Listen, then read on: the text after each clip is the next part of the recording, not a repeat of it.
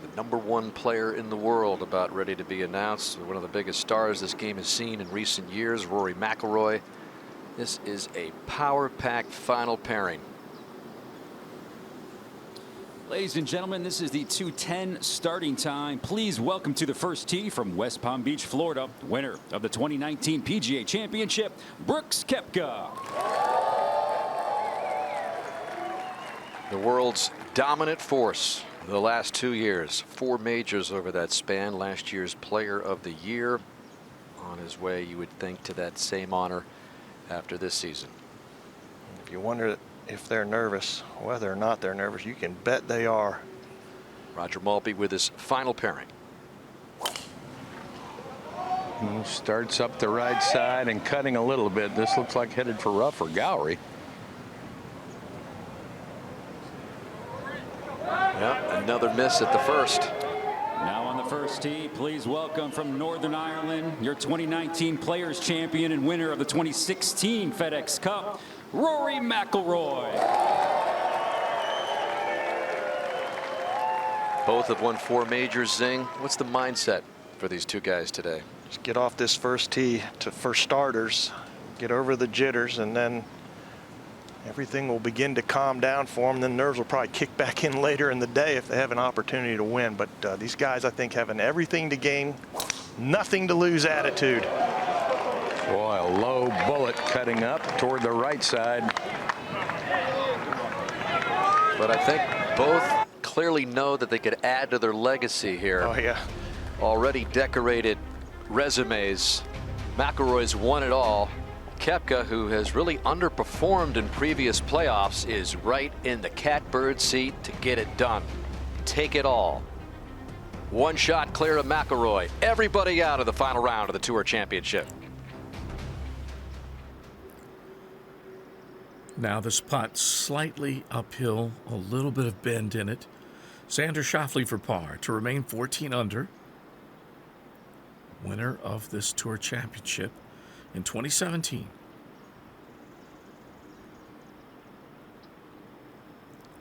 Taking quite a bit of time standing over it, but once he commits, it is back and through. There's really no hesitation whatsoever. So a par for Schauffele. A shirt change from this morning and back out and ready to go. Justin Thomas for par at 2. And Thomas making sure he doesn't give one away. Thomas is in catch-up mode, starting this final round 4 off the lead. 4 under is Reed for birdie at 6. A little up the slope, and that's in. So a good putt. And Reed back-to-back birdies at 5 and 6. A little momentum on his side. Tony Finau. Over just a small little spine here. Right to left Reed. And it does catch a piece of it. That grabs the right edge, drops in. Finau 2 birdies over 3 holes as he takes it to 6 under for the championship. A few years ago was a great move. They flipped the 9s here. You do not end on that par 3. It's now the 9th, and you can see the layout here at East Lake, hole number 1, where it has proved to be a tough start. Yeah, there's a lot of back and forth. 1, 2 going kind of the same direction. 3 back, 4, 5 back and forth, back and forth. So when the wind's blowing like this, guys, the way it is today, they've got into the wind and downwind the first 6 holes. No crosswinds. Schauffele makes his par at the first, and now here at the second. Again, 202 yards. He's parred every round so far. Up the hill into the wind, going with 5-iron. A very difficult flag to get all the way back to.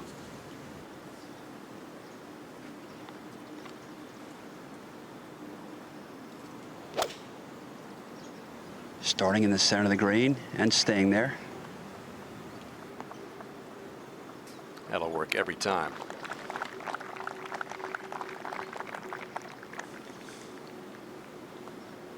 Back to the first. And what kind of situation does Brooks have, Raj? Well, right rough, deep lie, and a big tree between himself and the green. I don't see this one getting to the green from this lie. I think he's got to play up across and just leave it short of the green, try to get it up and in. While he looks that over, back to the second. Paul Casey coming off that bogey at the first to drop to 10 under, and we'll use our top tracer presented by Optum for Casey.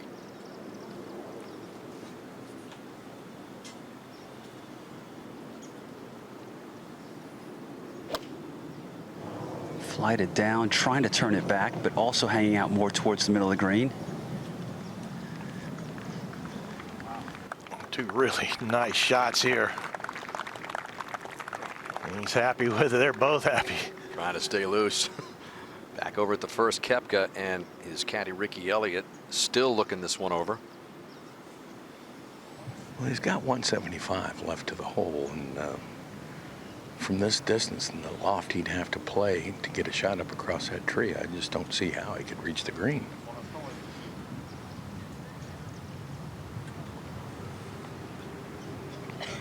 Ricky Elliott's probably already told him not to miss to the right. You want to be left of this flagstick. If you can't reach, then just lay it out there in the fairway somewhere, but do not miss this to the right.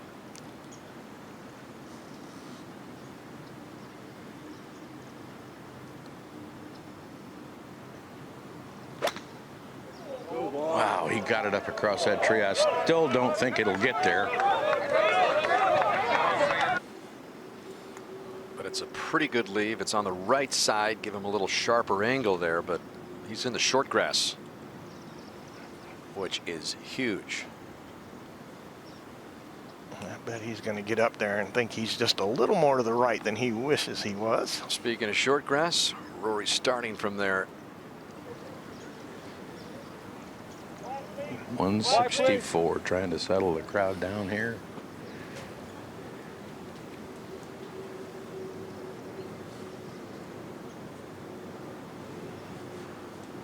This is a 7-iron he's got.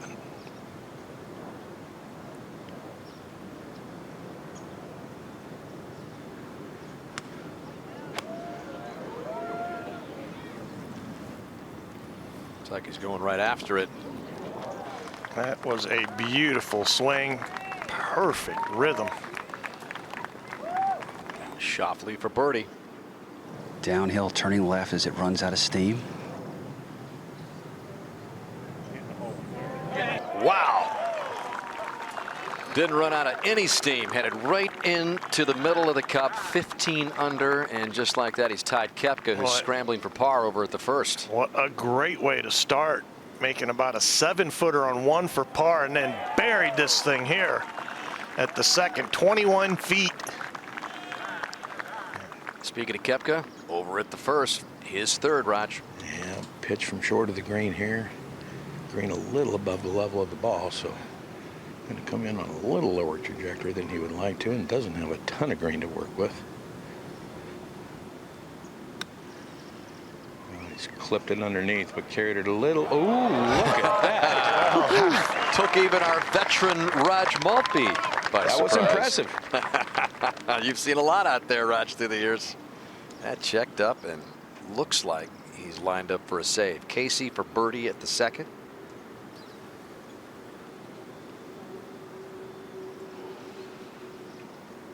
So a bogey par start for Casey. Already 5 back and ahead to 3. Justin Thomas for birdie. Came in this well outside the left. Stay up. No. Not hard enough, not left enough. Back to 1. And McIlroy with 2 beautiful shots to start this final round and trying to pay it off. Yeah, downhill here very quick. Should move to his right as well. It's kind of a defensive putt, Paul. Yeah, I can see that. And you know, they're still probably a little jumpy at this point, although Koepka, you want to think that's a great, physically great shot that he hit. It was a great shot mentally to be able to take that club back, hit that ball that right distance, Roger. Shows a lot about how Koepka thinks. And now McIlroy, let's see if he can give this an aggressive roll.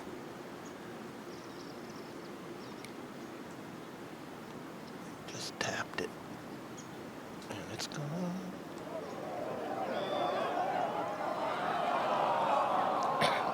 Oh, what a good putt. It didn't look like it was going to get there. Did it look like it was? Just It a half a almost turn. did. Yep. Well, look, these two guys played together in Memphis a few weeks ago on Sunday, and Brooks Koepka, he slapped Rory around a little bit, shot a great score, and kind of won going away, and they get, you know, it's a chance for McIlroy for a little redemption here. McIlroy ranks 50th in final round scoring average. Not great, but still under 70. Koepka in that department tied for 12th, right on a 69 stroke average. So he has been clutch, and that's pretty much been his label, especially the last couple of years. Guarantee you this one's fast, Roger. Oh boy. It's a short putt, but it's got his attention. I'll promise you, I'm going to go right. That familiar wipe of the putter head. And he wipes it right in. Well, that's just, to me, as a player, that's just winning a mental battle to be able to pitch that ball in there that close in that situation right out of the gate. Well done, Brooks Koepka. Well, a lot of these guys in this situation have proven that they can go low and win it. Lowest final round by winners on tour this season. You see McIlroy, Schauffele, and Koepka all a part of this FedExCup race. McIlroy with a 61 in Canada to close it. Tournament of Champions for Schauffele in Hawaii, 62, and Koepka taking that win, the CJ Cup at 9 Bridges with a 64. So they've been clutch, but this is a little different kind of atmosphere, I would say. As you take a look at the whole location over at the second, 202 yards with Koepka and McIlroy arriving. Rory, a European who lives in the United States, of course, much of the year. Brooks Koepka, an American who really got all of that competitive seasoning under his belt with all the time. It's been well documented on the Challenge Tour in Europe, after initially failing to get his PGA Tour card. Once he got over here, it still took a little time, but the last 2 years, he has been the man in this sport.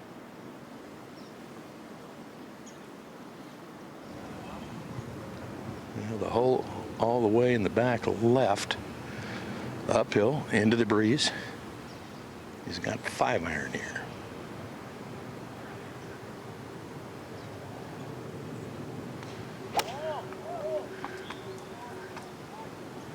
You know, right of the hole at the center of the green. A little deep.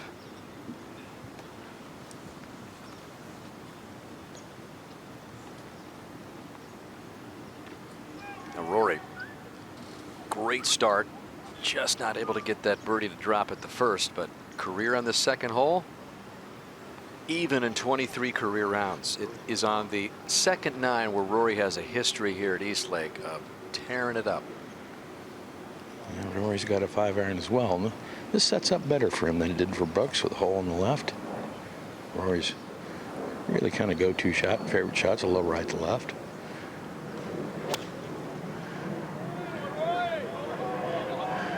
This is on an aggressive line, right at it.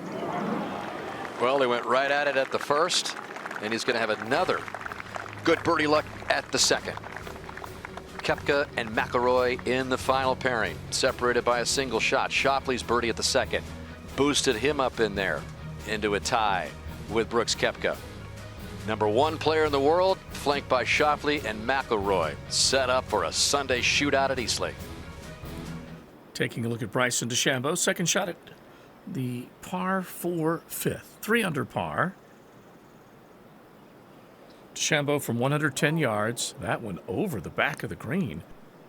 Those are the surprise shots when they pick the club and with that short distance expecting it to find the back portion and have a little spin on it. That one will present a problem. Abraham Answer from below 9. Smart play, puts it right up that slope and onto the green, and that leaves a little work for par. So Answer will clean that one up and then get ready to see if he can make the par play. Fleetwood, and this looks like he's just going to try and slide the club right underneath the slide. Bit spongy, the Bermuda can be with that moisture. And he catches it heavy. And that just rode right up the face of the club and just took off. And Really an unpredictable rough that has been mentioned so often as we've watched these players go along over the course of the week. For birdie, Adam Scott. Now, that hinged stroke from the very top of that long wand not cooperating that time. That was a miss. Tommy Fleetwood at the 9th, needing this for par. Shot onto the green, playing his second. It took off on him, but that one also, with a great play, took off into the cup. And so Fleetwood just grinding out a par save there. Well done. Now a look at our scores where Schauffele has joined Koepka at 15 under coming through the second hole. Xander knows about winning here. Koepka trying to win the FedExCup. Both players battling hard for it. We'll get out to 3 now. Out to the 3rd. And while we were away, this was Paul Casey. 135 yards left. This flag is glued to the front edge. A lot of them are today. What a good shot for Casey, but they're all seem to be tucked all 4 days, David, and today no different. Is the second. Back on the collar, Raj. A downhiller here, going to break to his left.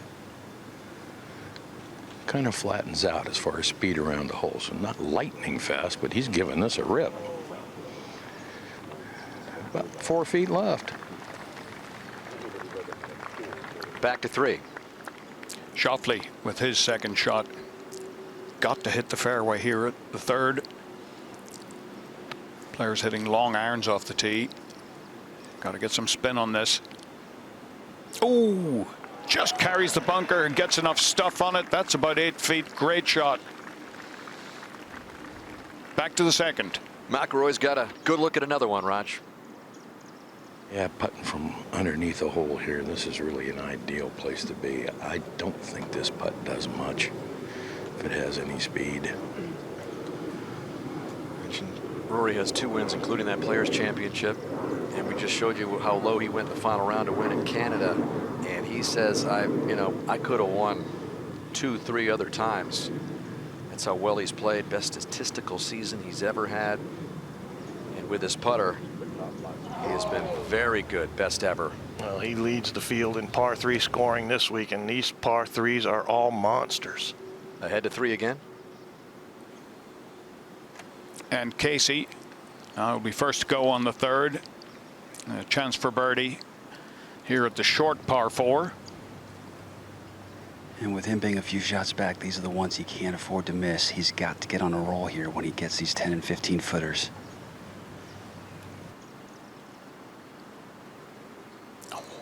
Just not high enough. You can see how violently that turned from left to right. Back to the 2nd. Rory is tapped in for par, and this is anything but a tap in for Brooks. A little more than a tap in here, about a 4-footer. Pretty straight though with speed. Made one on the first hole, about this length. I like the worm cam. Yeah, it really shows you the glide of the ball, which signals a smooth, authoritative putt. Smile on Brooks's face as he saved a couple. Perfect inside 5 feet this week. Koepka is 40 for 40. Back to the 3rd. And Xander Schauffele will be next. After 2 very impressive putts to start his day. This is just how you like him. Back up the hill a little bit, moving slightly to his right.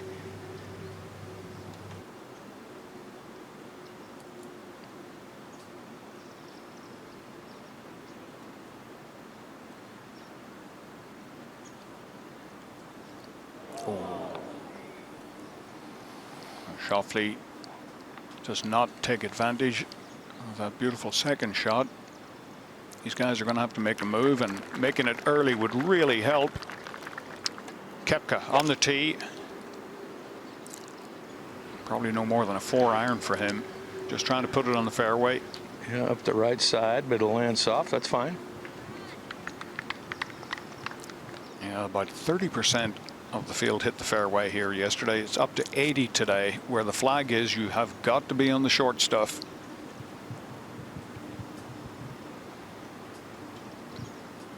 A little under 240 yards there to the bunker on the right. See how the fairway makes a little body swerve there. That's why they're not hitting driver. Yeah, this will be left center just fine. Well, it's been a marathon to this point, but now we're in a sprint to the finish.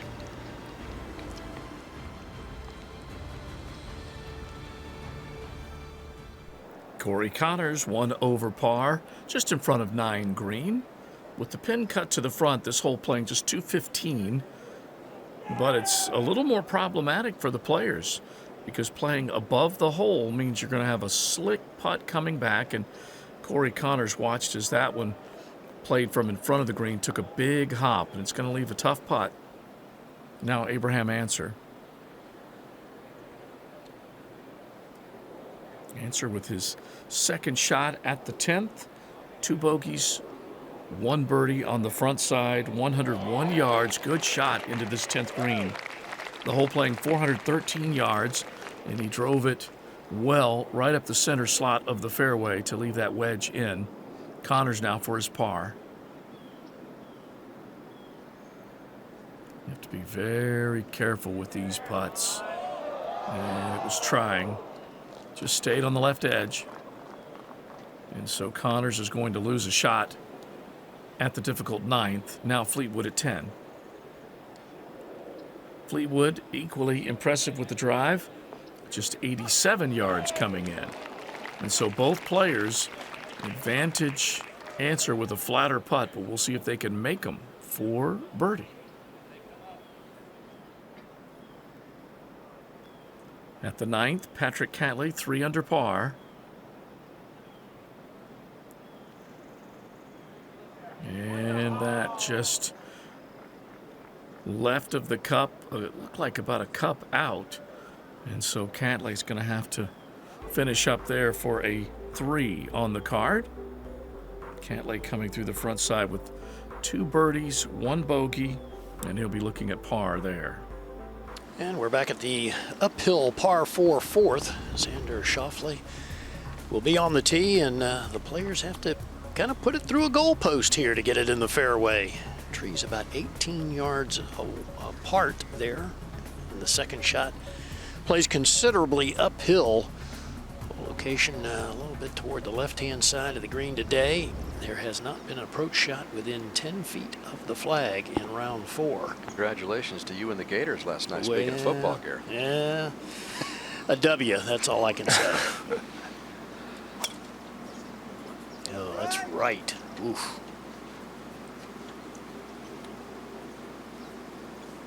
Well, and into the gallery, so at least the rough won't be bad, but trees could certainly be an issue. We go back to 3. And Koepka with his second shot.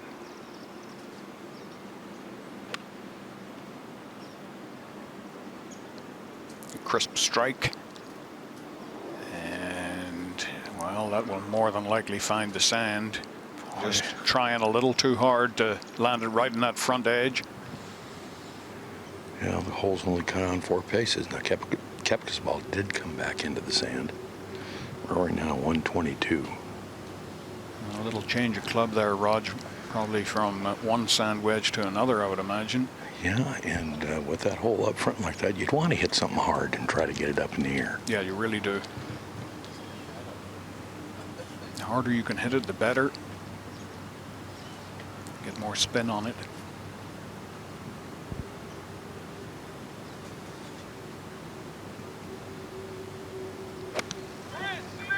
Yeah, big full swing on a great line. If up, no, that's coming back in the bunker too. Both Koepka and McIlroy find that front bunker.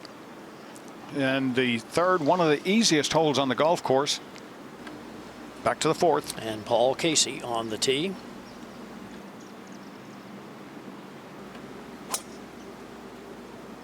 Yeah, that one up the right side as well. It's going to be into the rough. Well, let's use our NBC It presented by SoFi to see what Gary has up his sleeve this time. Well, let's take a look, and I want you to watch Paul Casey's left heel with this driver. Danny, you mentioned at 42 years of age, he's the oldest player in the field. Well, he's got a little bit of an old school swing. You don't see the younger players lifting that left heel when they take the club back. Paul tends to have what I'd call a little bit more of an old-fashioned kind of swing with a little more hip turn and releasing that left heel. All right, this is what looms ahead. This just earlier, Charles Howell III off this 15th dangerous par 3, 203 yards, Peninsula Green. And Charles with a beauty in there, coming off a triple bogey at the 14th.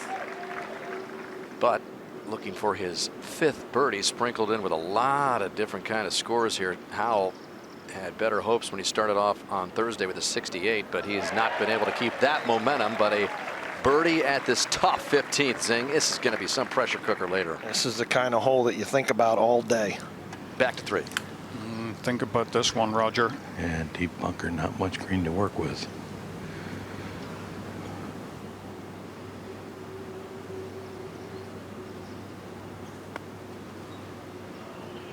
Oh, I'm not sure he could have done much better than that. It was always going there unless it hit the flagstick. Yeah. So some work left there for Rory. And oh, this doesn't look particularly attractive either, Rog.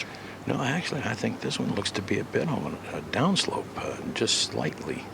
And again, faces the same kind of shot, but the green runs away from him more directly from this angle. Yeah. Well, they made sure they didn't compound the error. That one, I think he could have done better. Wow, Xander Schauffele's ball so far to the right at the 4th that he's almost into the 5th fairway. So he'll have some, and he actually is in the 5th fairway. Oh yeah, so some serious tree issues, although appears to have some sort of opening. Let's see how bold he wants to be here. Yeah. Pretty smart shot. Just get the ball back in play. We'll leave a wedge for his 3rd. Try to make par the hard way. And Paul, you just kind of make sure the hands lead the club head. De-loft it a little bit to keep the ball down.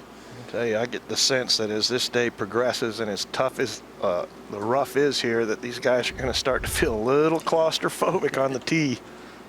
All right, back at 3. Koepka, what's he got, Rog? Well, this one certainly uphill, and it's going to break to his right in the last little bit as it starts to turn. It starts running a little bit away from him, but still, he's got to hit this one firmly to get it to the hole. Yeah, got to be careful not to blow it past, too. Just get over eager. Yeah, well, that would work. Yeah, that would work. Just a tap in 4. Really? Yeah, number 1 is exactly right. That's amazing. Another look at this from behind. Barred about 4 feet. The left edge just gathers it. It's a beautiful thing. Yep, meant to do that. Now, Rory. And this is a left to right breaker here. Got to match the speed up with the amount of break you see in this putt.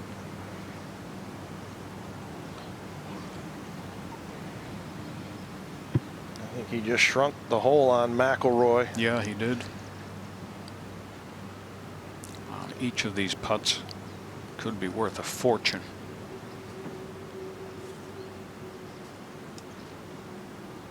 Beautiful. Boy, that would have gone in a thimble. Beautiful putt. So they both cling on to par at the 3rd. Koepka and Schauffele have 1 shot advantage. This is the 4th. And Schauffele getting ready to play his 3rd. Great lie in the middle of fairway 101. He's got to be careful here not to get too greedy. He'd love to leave this under the hole, but doesn't want to bring the front bunker into play.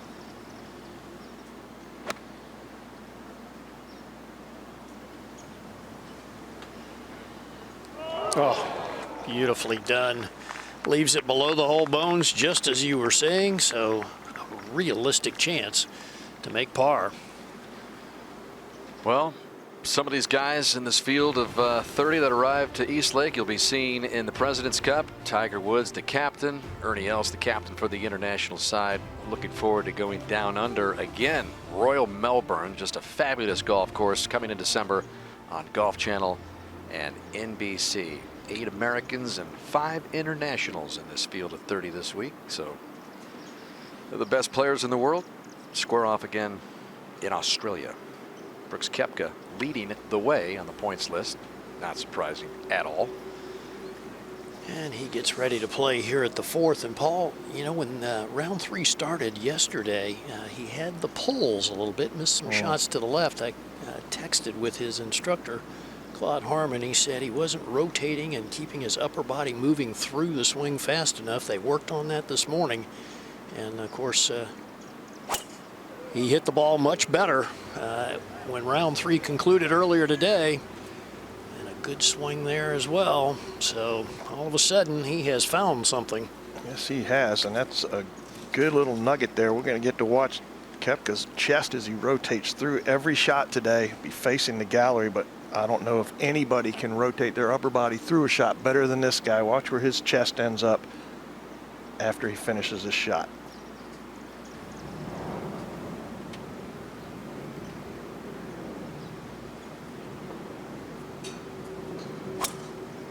Uh-oh. Oh, no. Starts left and it's staying over there. This is going to be left of the bunkers, I think. Well, maybe creep into the left side of it. Well, players have not had much success from there. Koepka with another beautiful drive there at the 4th, but it's been his putting so far. That long par save there at the 3rd. And then Rory McIlroy on top of him after that. Sometimes this is what you have to do here at East Lake. You get out of position, you need to make a putt to save a par.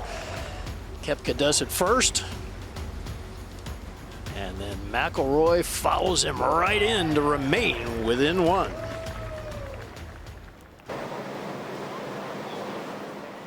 Justin Rose back to level par, grinding here at 14 in the bunker. And that one, a big play to a back right flag. Checks up quickly, so a good piece of work there, especially with that limited area of where he was coming out of the bunker. Patrick Reed, 5 under par, and it looks like he's going to try and chip this up and on at the 9th to see if he can. Now that one just passed on the left side. So Reed on the other side will try and roll that in and save his par. Oosthuizen, 1 over that missing left. Shouldn't be too much, though, to collect the par as these two come through the difficult 15th. Now Webb Simpson is from the center of the 9th, played it to the top half, and that one just trailing off to the right, barely missing. Reed stepping in to take a peek. And Webb will tap that in. So Reed still needs his par, a 2-putt 3 for Webb. So players who continue to play well on this course, including Paul Casey, and there's Schauffele over at the 4th. His par putt, a little left to right. Well, and he makes a bogey. The last bogey he made was here at the 4th yesterday in round 2. Paul Casey made bogey as well. His second shot through the green, unable to get the ball up and down. So this 4th hole, very difficult this afternoon. Not a single birdie made here in the 4th round. All right, so McIlroy has missed the fairway here to the left, and we had a chance to go back, Paul, and look at this. Over the last 3 years here at the Tour Championship at East Lake, if you hit the fairway, players were 672 under par. If they missed the fairway, 415 strokes over par. Wow. Difference of over 1,000 strokes. That kind of sums up how important it is to hit the fairways here. Sure does. All right, McIlroy, ball well below his feet here, Raj? Ball a little bit below his feet, yes, but a pretty good lie. He's got 183 up the hill here. Got to take it right of the hole, doesn't he? Just try to play it in toward the middle of the green. And if you can get it in the center of the green, you got to be well pleased.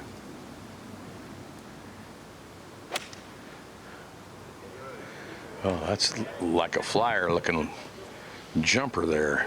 Oh, it Did it hit lands. soft? Oh, yeah, it sure did. It landed in the thick cut of rough, hopped out onto the fringe there. So now he has an uphill putt. No problem whatsoever. Beautiful strike there. Look how he stayed down through it with the right shoulder moving down and through to combat the ball being so far below his feet. All right, Koepka ready to play. It's from 173. Oh, high towering shot just right of the hole. Oh, but it's deep, Raj. It's a good 35, 40 feet above the hole.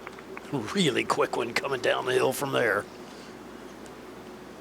Over at the 9th. U.S. Open champ Gary Woodland at this long par 3. Again, used to be the finishing hole here at East Lake. 6-iron for Gary. Seen a couple of aces this week on this hole alone. Played 240 yards this morning, only 215 today, and Gary Woodland gives it a look. It's going to be a birdie hole today for these guys, even though it's a 6-iron. Back to the tee at the 5th. Schauffele, tie for second, one back. And that one's headed right. That's been his miss this week, Zing. Seen a lot of play in the right trees, right rough for Xander Schauffele, and he's dealing with that once again, coming off his first bogey of the day at the 4th. Even par round going for Xander. Won the Tour Championship a couple of years ago. One shot lead for Brooks Koepka now as that last group is through the 3rd. And the 9th for Kevin Kisner. And it looks like he's got a little bit of a tough lie here. He avoided the bunker, but that's really not an ideal spot. So out of the rough, giving himself a good chance. Just about 3 feet on the other side, maybe a little bit more than that. But Kisner very tidy around the greens. Doesn't give away too much, always seemingly keeping par in play. So he's going to need that. Looks like it's closer to 4 feet. Rose now at 15. Rose had to try and overcome the disastrous 8th.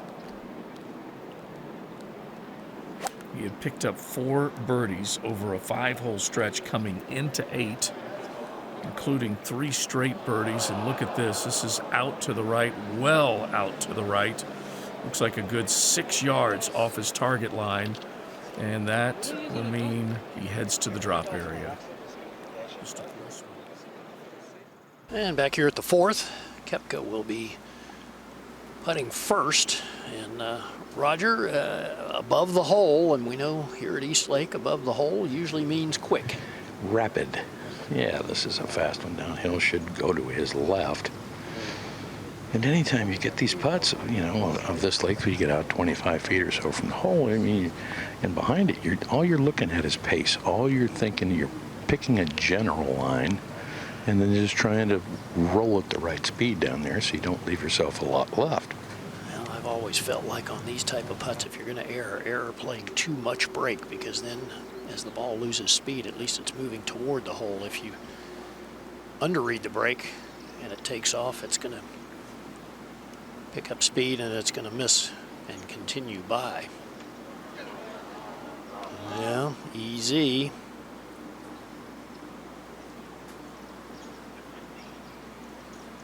To the 15th. Justin Rose, just a moment ago with a 6-iron. He had a rough time with the 8th hole, which involved water. Par 4, made a quadruple, and didn't even want to take a look at this. So he had it going. He was 4 under through the first 7 holes and has been heading backwards since. Back to 4. All right, McIlroy, Raj, on the other hand, has the uphill putt. Correct. This is a steep enough slope. Might have to work a little bit to get to the hole. Should go to his right on the way up there. Had Koepka move his marker from Rory's intended line.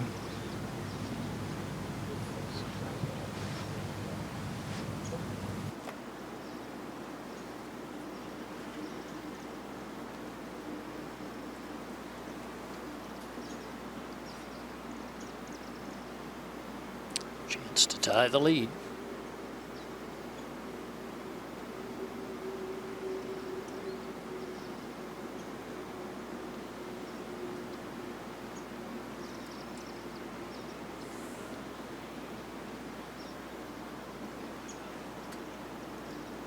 Over the ninth. Gary Woodland with a stellar tee shot, trying to capitalize with a 2. See just how fast this is, because I can anticipate more players putting from up there. Nice birdie. Woodland out in +1, had 3 bogeys to go along with those 2 birdies. And Casey over at the 5th. What about this lie, Bones? He is just absolutely stunned. This is by far the worst lie I've seen all week, and I've seen a bunch of bad ones. 138, just trying to hack something towards the green. Been a rough start for Casey. 2 bogeys already in the first 4 holes. He's now 6 back. Able to And chop. that's Oh, a man. phenomenal shot from where he was. He literally could have hurt himself on that one. Just chops it up, and he's on the green. Back up to 4. Koepka for the par. Just about 5 feet. Shouldn't have too much break in, maybe left center. Once again, very solid. 4 straight pars to get the round started. 3 straight missed greens and no drop shot, and then another steady par there at the 4th. Schauffele again from the right side of a fairway, Bones. Yeah, just pitching a 7-iron from 119. Had to keep it under a branch, but has an avenue. Boy, this could work out nicely if it starts moving a little more left to right. Yeah, you thought Casey's shot was good. Wow. That's going to just go back in the back collar, but what a shot. Backs up right against the thicker stuff, so that'll be an interesting kind of lie, but all in all, Schauffele recovering. And he had to keep this one low, Zing. Yeah, these are easy shots for tour players. He's just going to hood the face on the way down. Keep it low. Nice low finish. That's the key to being able to hit the ball low. It's to finish low. And then to guess right from there. His only teacher has Kind of a really been his gift. dad, Stefan, through the years. That's the guy he leans on. When things get tough, he straightens them out. Yeah, pretty good hole here. 453 yards today, and the fairway slopes pretty severely from left to right. It's kind of like a half a fairway. You land in the middle, it's liable to go into the rough. The second shot today, kind of just inviting you to go right at the flag. Don't miss long, though. It's the largest green here at East Lake, more than 7,300 square feet. And back 450 yards away, Koepka. He leads the field in driving distance this week. Has hit some bombs, averaging 320 yards, and he's going with the big stick here, straight downwind. And slightly downhill. And it's going left.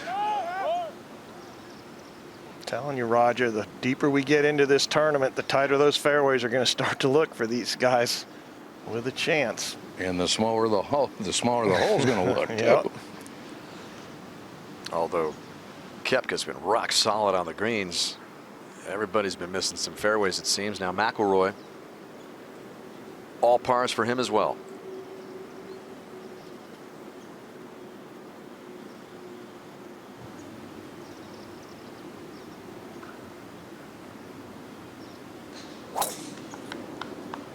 Thing of beauty. Makes it look easy.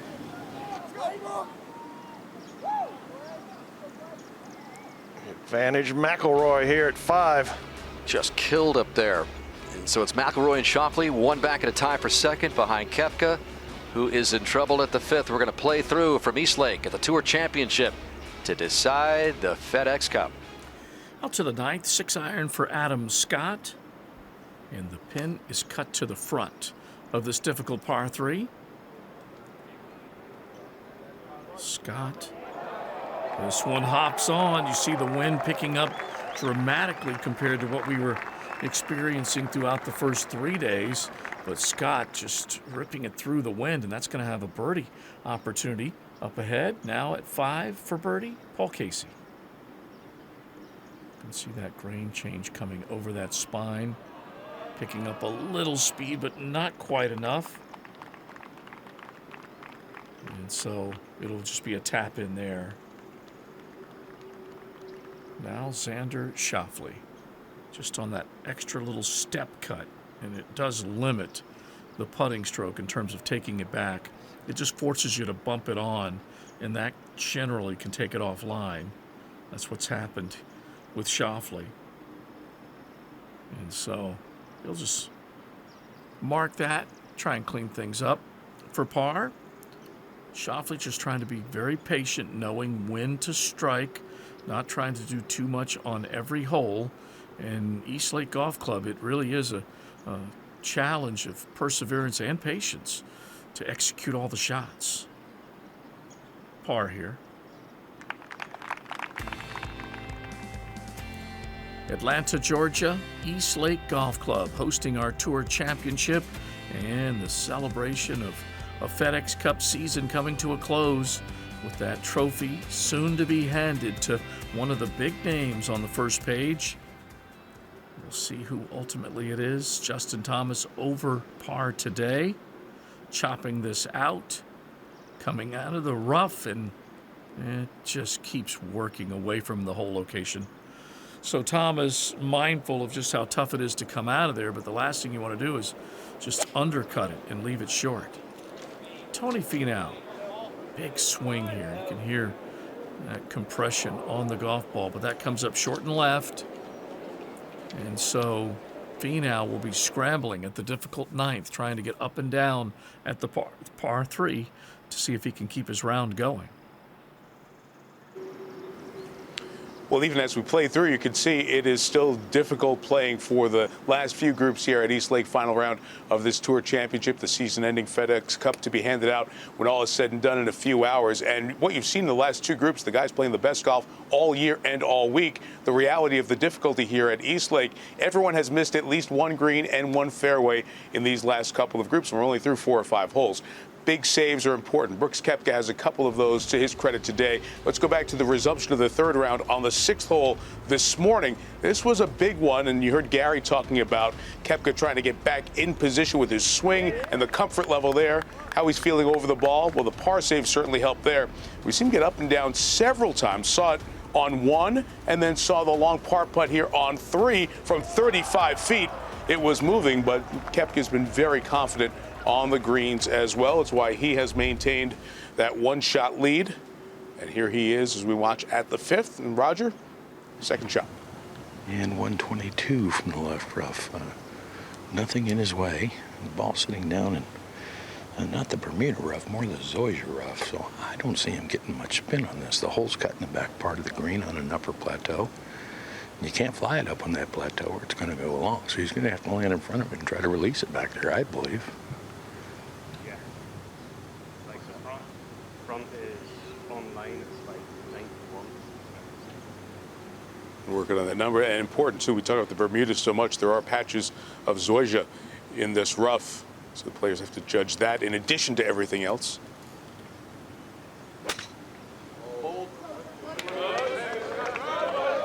It's left to the hole. Just gets up enough. It's not bad from there. Oh yeah. Given the distance, 122, we're so used to seeing guys not get closer, but given out of the rough, that was judged quite well. Now McIlroy, good look at it here.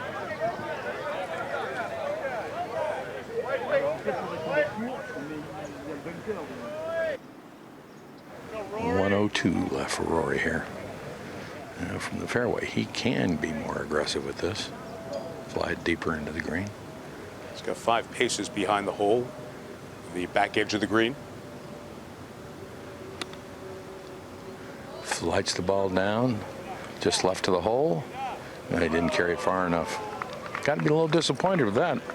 Wedge distance control, always one of those barometers to McIlroy and how he's playing. So as they go down to 5 green, we return to the 6th. Dan. And this is Justin Thomas trying to get back on track. He has, after the opening bogey, all pars, and then here at the par 5-6, Thomas takes advantage of that birdie hole, gets it back to 11 under, to creep back within 4, so very doable for Justin Thomas, who came into this Tour Championship in the top position. As we take a look at this, 507 up the hill. Well, the players love getting to this tee box because it's one of the few let-up holes on this golf course. A tee shot to avoid those bunkers makes it almost a guarantee you can reach this green in 2. Of course, if you're in the rough, maybe not, but Justin Thomas hit it over the green in 2, a tremendous up and down from behind that flagstick. An imperative to get it in the fairway to give yourself a chance at getting it on there in 2. If you go too far left, you can squeak it through the fairway.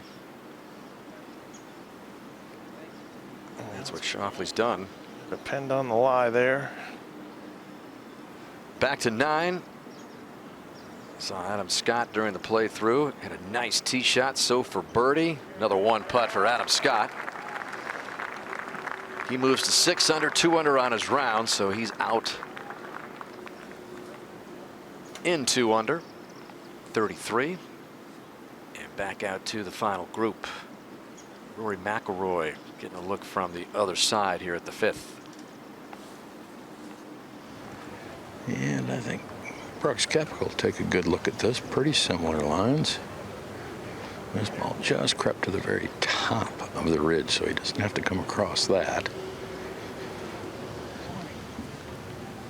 Well, as you might expect, so many victories in these final few groups, 45 total in the final few pairings, but this guy has the most of anybody. 16 PGA Tour wins for Rory McIlroy, 2 more added to the total in this season, and another one, FedExCup in his sights.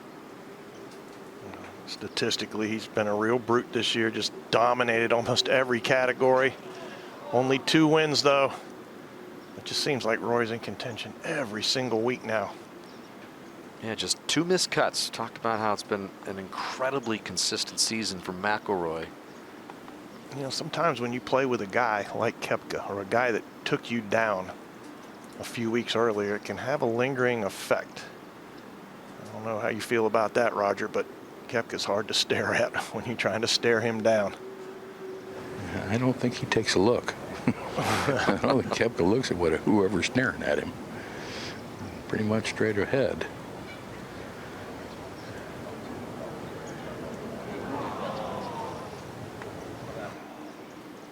So Koepka taps in. 5 pars in a row.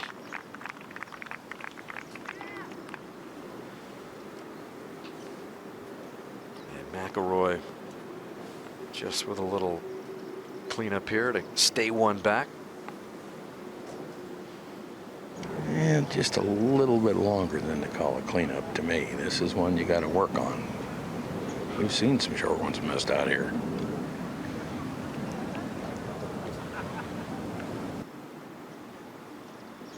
Got Koepka, the #1 ranked player in the world. McIlroy, #3 ranked player in the world. In the final pairing, separated by a single shot. Rory tied in there with Xander. Out to the par 3 15th, Jason Kokrak, 2 under par. And Kokrak coming off birdie at 14, so a little life running through him right now. See if he can follow it with a good swing. Now he is looking out to the right. Did he hang this out too much? No, it's turning back in and should be just fine. And that pin was cut on the right side for the finish of the 3rd round earlier today. And so you really had to play aggressively to that right side, but that wind continues to come in and sweep left. Second shot at 14 for Brandt Snedeker. Snedeker birdies at 12 and 13. This finds the rough just below the hole. And so a little bit of a dicey lie, perhaps. We'll see how he does with it. Sung Jae. That slow, pronounced takeaway. And then M fires through it quickly. And that could be trouble. Fans reacting to it. It looked like it hit the hill and then might have fallen into the lake. It appears it has. And so M could be bound for the drop area. Ricky Fowler 1 over as he works 14. Fowler alongside Brandt Snedeker today. Coming off birdie at 13, but that was after he lost shots at 9, 10, and 11. So he is right now 1 over par and could really use something to straighten out the round. He'll be looking at a long putt over 50 feet coming up. And so it is really a challenge to get back going in the right direction at Eastlake, because that's how it can go. If you're not careful, it can just take things away from you quickly. And we have seen it time and again over the course of the first 3 days and into this final round. The first time we know that the Tour Championship winner will win the FedEx Cup. And while we were away, Schauffele at the par 5 6th, missing another fairway, this one to the left. Yeah, he's got the seesaw battle going right now. The 2 big misses to the right. Good recovery there, though. Yeah, chance to save par. Back on the tee is Koepka.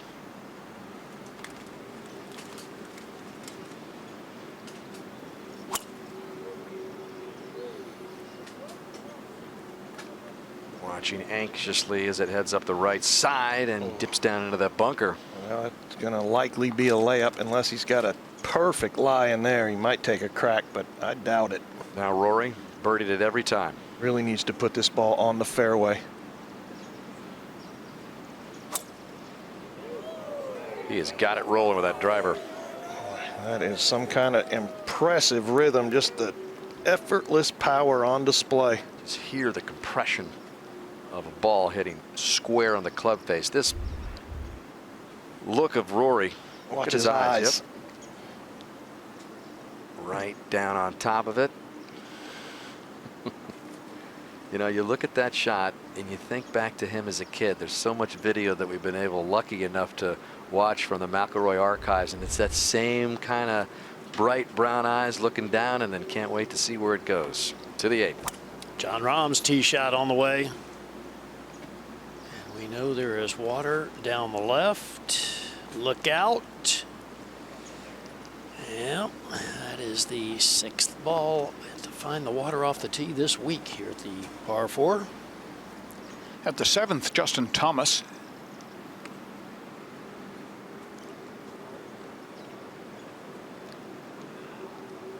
Okay, well, he won't be excited about that one.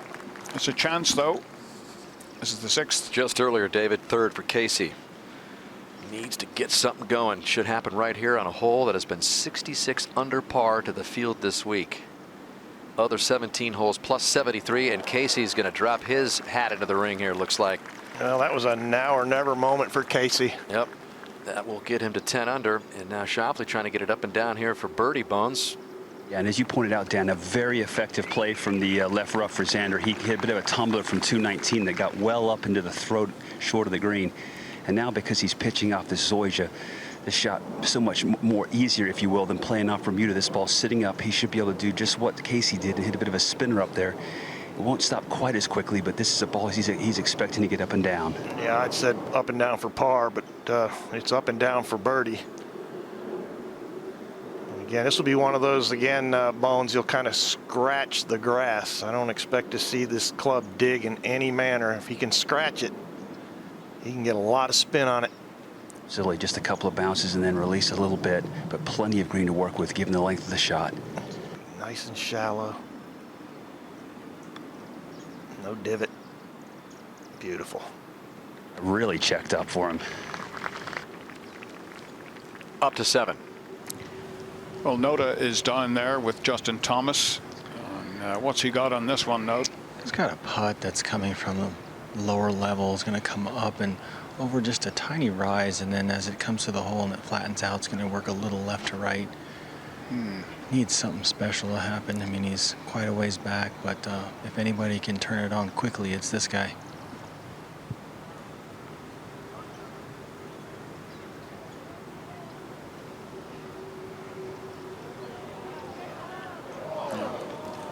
Yeah, just straightened at the end, as Noda said. That was always going to be a tough putt. It's just tough to see and calculate all the break from down there. The 6th. PGA Tour Rookie of the Year a couple of years ago when he won this Tour Championship.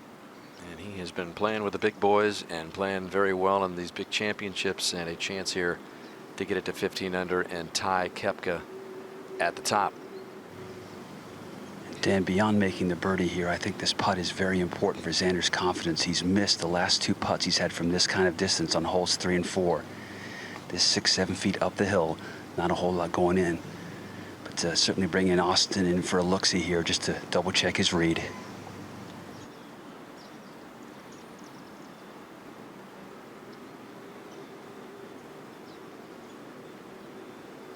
Every one of these putts from now till the 18th hole are gut checks.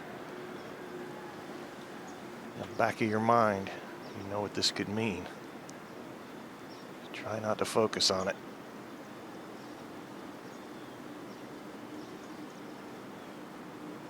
Oh, that's solid. Up and down. Schauffele missed another fairway, but escapes with a birdie at the 6th. And that is one hole you've just got to get out of there with at least a 4. Feel like you've done something. Now Casey in the same birdie chance here, but a lot shorter distance. Should have it no problem for his first of the day to get back to 10 under, give himself a little hope, get back within 5.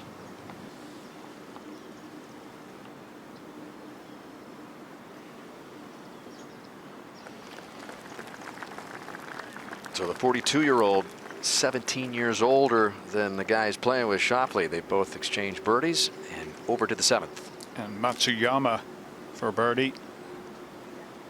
Even par so far. Let's make that 1 under. 2 in a row for Matsuyama. Back at the 6th. From the bunker. Ball sitting down just a little bit. 216 up the hill we have. Fat. It's only going to go about 130 or 40 yards. Well, that's a good hole to hit a fairway bunker shot, Fat. He still has a chance to make birdie. Just want to catch all ball here. Guarantee you this is going to scratch just a little bit of sand before impact, just like that. McIlroy licking his chops. Beautiful drive. Yeah, that's from 211 up the hill here. A little right of the hole. Pretty shot from here. Did it go a little deep? Yeah, a little short, Well, Raj. it came up short. Not a bad. He's going to have a great look at it. The kind of shot that Rory could possibly hole and would expect to get up and down for birdie to join Koepka and Schauffele at the top of the Tour Championship. Brandt Snedeker, he'll be the first to go here at the 15th in group at level par. Snedeker shapes that swing very nicely, always trying to wrap around the body, coil things up, and then release quickly. And that one, we'll head to the back portion. You can see a little bit of an elevation change on the green from that front tier to that lower back half. DeChambeau, 4 under, greenside here at 9. When this stop, it will not. It runs deeper onto the green to the other side, and so that will make things tough, and he'll need that for par. Now Fowler, right side of the green. He'll try and draw it in. And a bold play with the pin cut to the front.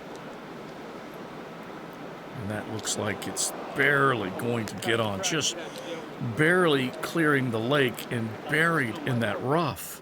Not a good position at all.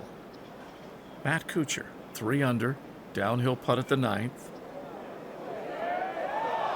Just left, barely missed it. So a tap in for Kuchar.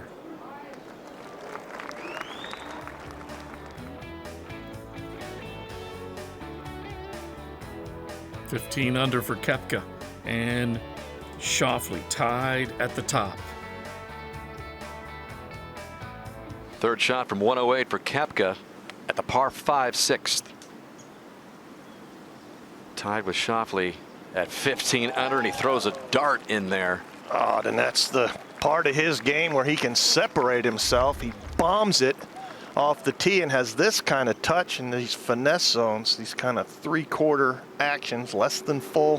What a shot. To 7, David. Schauffele on the tee. 490-yard par 4.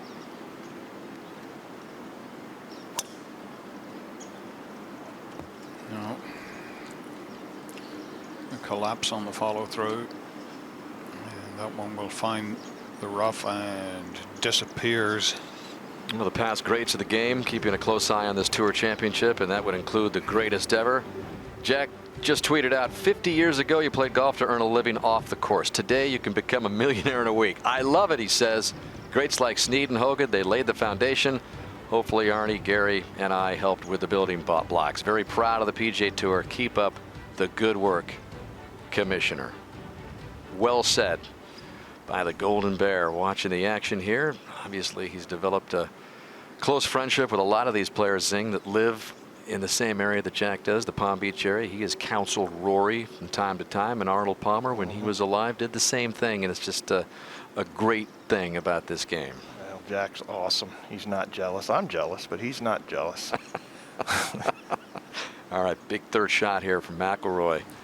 About as simple as a little chip and run can get here. Yes, it's the kind of shot you can hole out. And McIlroy won't do that, but he will get birdie and jump up on that board one more spot. Gonna have 3 guys, 4 shots clear of the next here in a second. We might have a 3-horse race. Yep, started out as a 5-horse race with Thomas and Casey included. Thomas still has plenty of golf to become a part of this top pack right now, which is 3 strong. But Koepka has a chance to break out of that with a birdie after a beautiful shot up the hill from 108 yards. And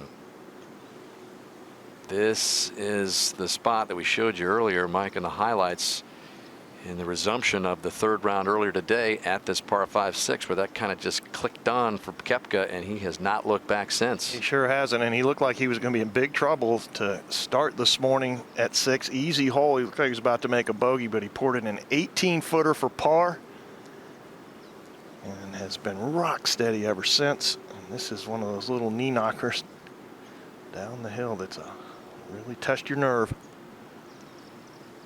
And Koepka's got his first birdie of the day. Jumps a shot ahead of the pack. And we'll jump ahead to the 9th. And look who's on the tee. Ches Reavie made an ace here in the 2nd round with a hybrid 3. He's got a 5-iron here from this 215 distance. He's been incredible tee to green this week. Oh, just missed. Ches got off to a rough start, bogeyed his first 2 holes, but has turned it around with birdies at 6 and 8. And how about one more look? One of the most impressive aspects to this hole in one is not another player got within 15 feet of this hole all day. 230 yards away with Louis Oosthuizen. I want a hug, says Louis. His first ace of his career. Includes obviously a lot of competition, but more attempts at par 3s through the years, just in practice rounds and rounds for fun. So huge one for Ches. Actually, it was Schauffele who had the first career. It was the 21st, by the way, for Ches. He's on the other end of the spectrum. Now battling from the rough is Casey.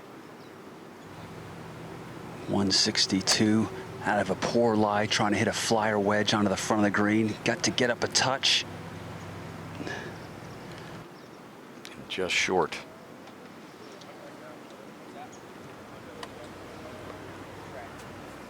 Up at the 8th. And Justin Thomas ready to play his 2nd. Very fortunate ball ended up in this first cut. It's time for Thomas to be his own best advocate here. 138 left, got the pitching wedge, and I think it's just a nice, comfortable one. Gary should be able to control the spin. Dangerous hole location here, just 3 paces left of the green. Oh, that's well done. Never seen the hole cut that tight here at number 8. We go back to 7. And Schauffele. Xander is at 5 drivers off the tee on this first 9 today, and this afternoon he's missed the fairway all 5 times, so he's going to have to do better with that club. And that's just an awkward angle there, but he should be able to get some spin on it. Meanwhile, back on the tee, Koepka will be up first. 490 yards, the 7th. You really want to be on the fairway here. The flag is, well, it's so close to the right edge of the green, it's nearly on the next tee.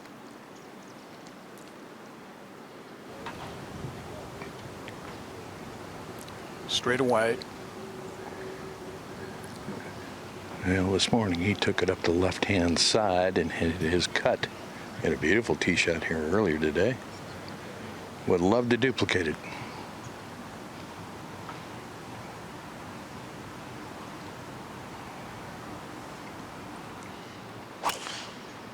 Man, he hits it hard.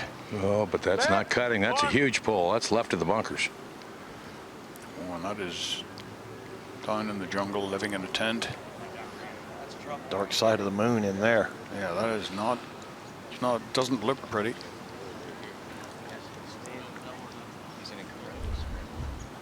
Take a look at the contact here, see if this head shivers at all. Yeah, you can see it.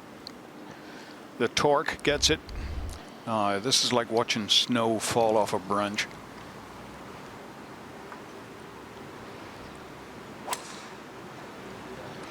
This slided lower and left to right cut. Beauty up to left center.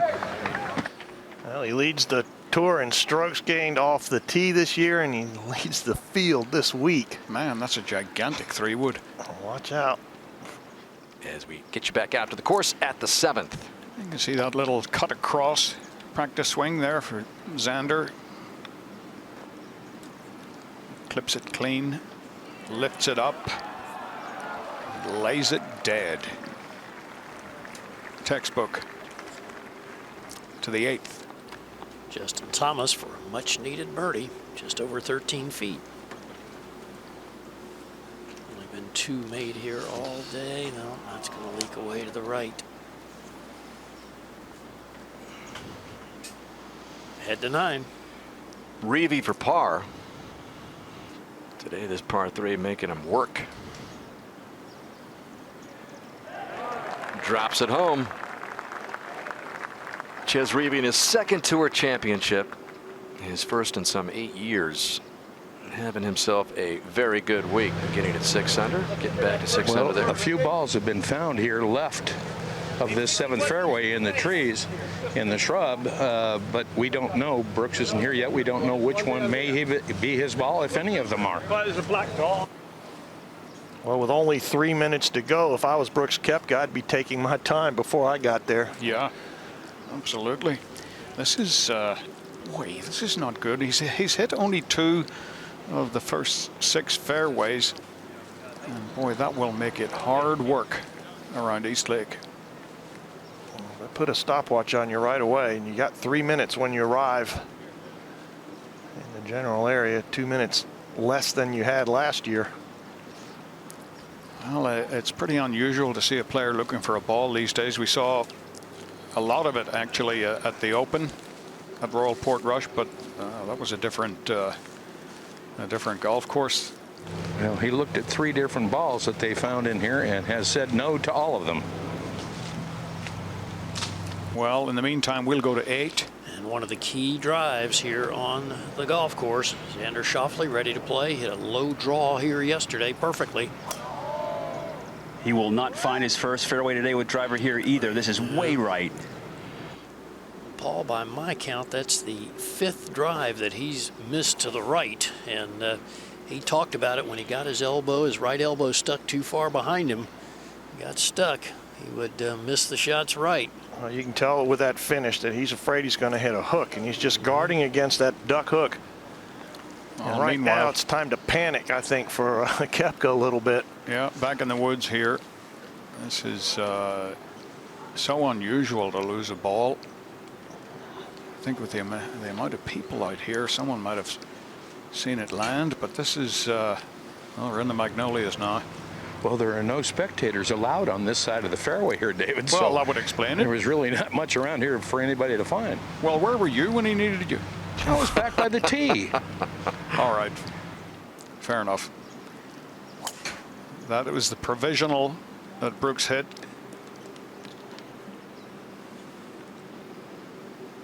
So that one, so that's what he was looking for in the first one. But if he can't find this ball, he is there in 3. Well, it's just such a terrible feeling.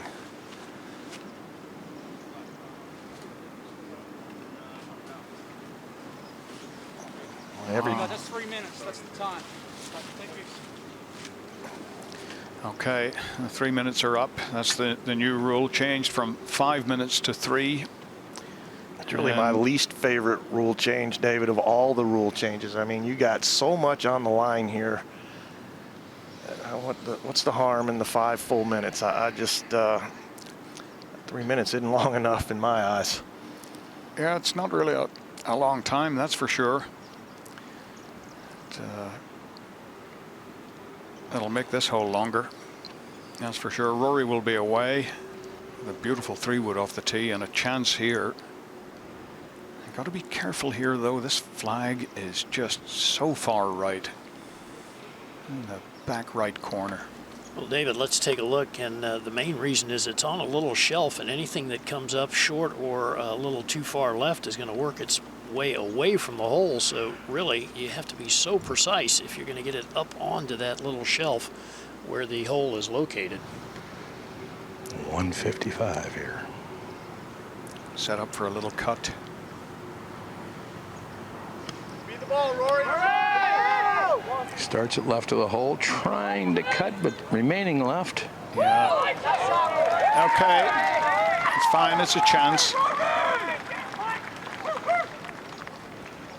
No. Brooks hitting his 4th shot here. Roger, what's he got? 133 left of the hole now. Hit a beauty in here this morning. He'd love to hit one like it again. Stiffed it here earlier and made birdie. Also setting up for the cut. A low one. A little left of the hole again. Oh, that one might have been a little thin, too. Yeah. Only staring 6 in the face right now. And the man that won it all last year amid all the Tiger Woods hoopla for Tiger's first win in 5+ years, Justin Rose, and he had it going early today before derailed with that quadruple bogey at the 8th. Doubled at the 15th. We saw him go in the water there. So a much different feeling ride home on this Sunday at the Tour Championship for Justin Rose, who after that first round 68, the 2-under round, you can see he started it the week at 2-under and then just wasn't able to get anything going after that. And back over at the 9th, Justin Thomas looks to try to continue his slow move up the board after his slow start. That's not going to help.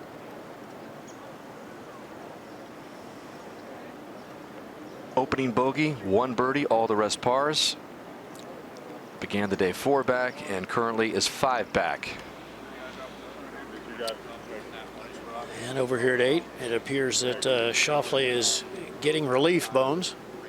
Absolutely, Gary. Just talking it over with the rules official, Robbie Ware, getting a line of sight drop away from a television tower. But regardless of this drop, he's got an incredibly tough second coming up.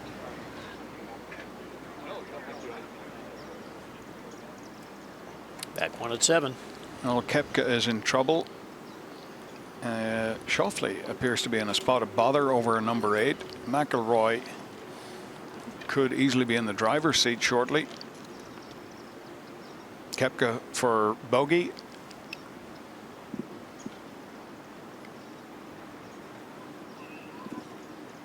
...141 consecutive holes without a double. That's amazing.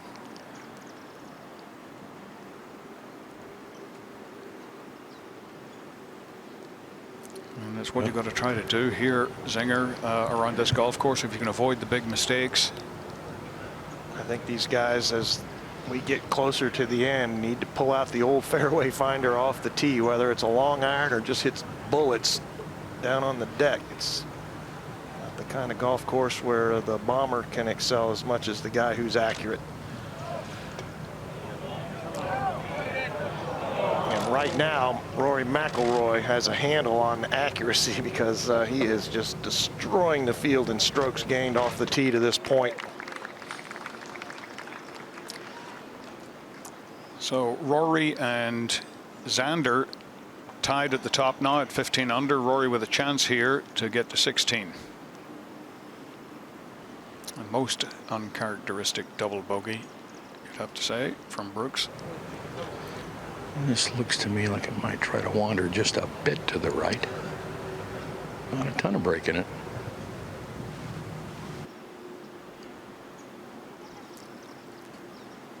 For the lead.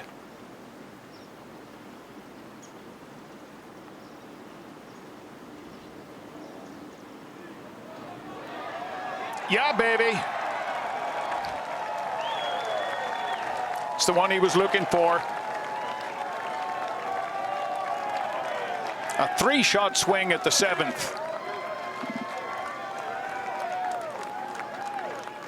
Yeah, David, that's the first big haymaker of this final round. Couldn't have come at a better time for McIlroy. Such a popular player all over the world. These players will hear each other's great shots. They're very close to each other. This is 8. Yeah, Schauffele's second on the way, and well, I would guess the best he could hope for is to get the thing somewhere up there to the right, but that leaves a very awkward pitch up and over a ridge, downhill to the hole, with that steep slope just on the other side of the hole as we go up to 9. We saw Thomas come up short, playing a little delicate pitch. He's been so good at these. So good that he almost had another hole out. So a tap-in par for Justin, and he goes out an even par 35. 11 under. 5 back now of Rory.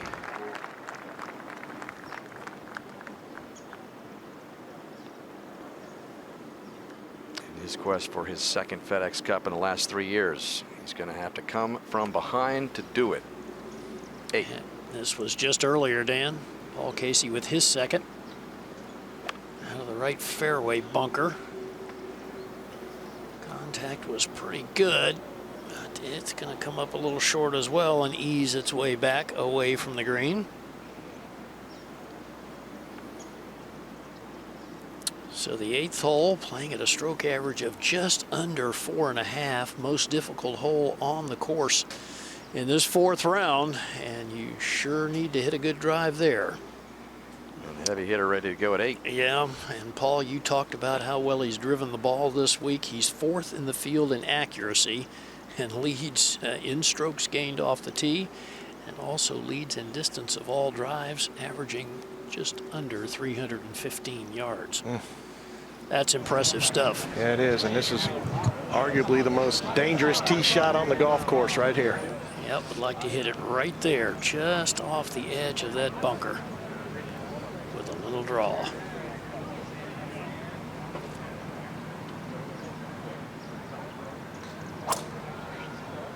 Oh, this is going down the left center. This should be okay. Yes, it is. It's better than okay. Yeah, I mean, how good a tee shot is that? That's really good. How many tee shots did you say he'd hit over 320 this week? It was like 19 or 20 have been 320 yards or longer. Jeez. All right, Koepka. Can he regroup?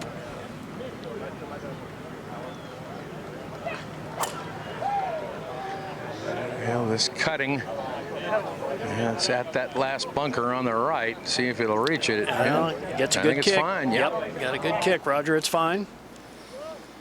Well, 2 pressure-packed tee shots right there, guys, and they were beauties. Yep, and up at toward the green. An incredibly difficult third shot for Xander Schauffele, Bones. Gary, you hit it right on the head. This is the toughest pitch shot I've seen all week long. It looks like he's going to open the face and try and fly it over the ridge you mentioned earlier and get some spin on it and somehow keep it around the hole. But if he mishits this, a little chunky, a little thin, it can run straight through the green into the penalty area.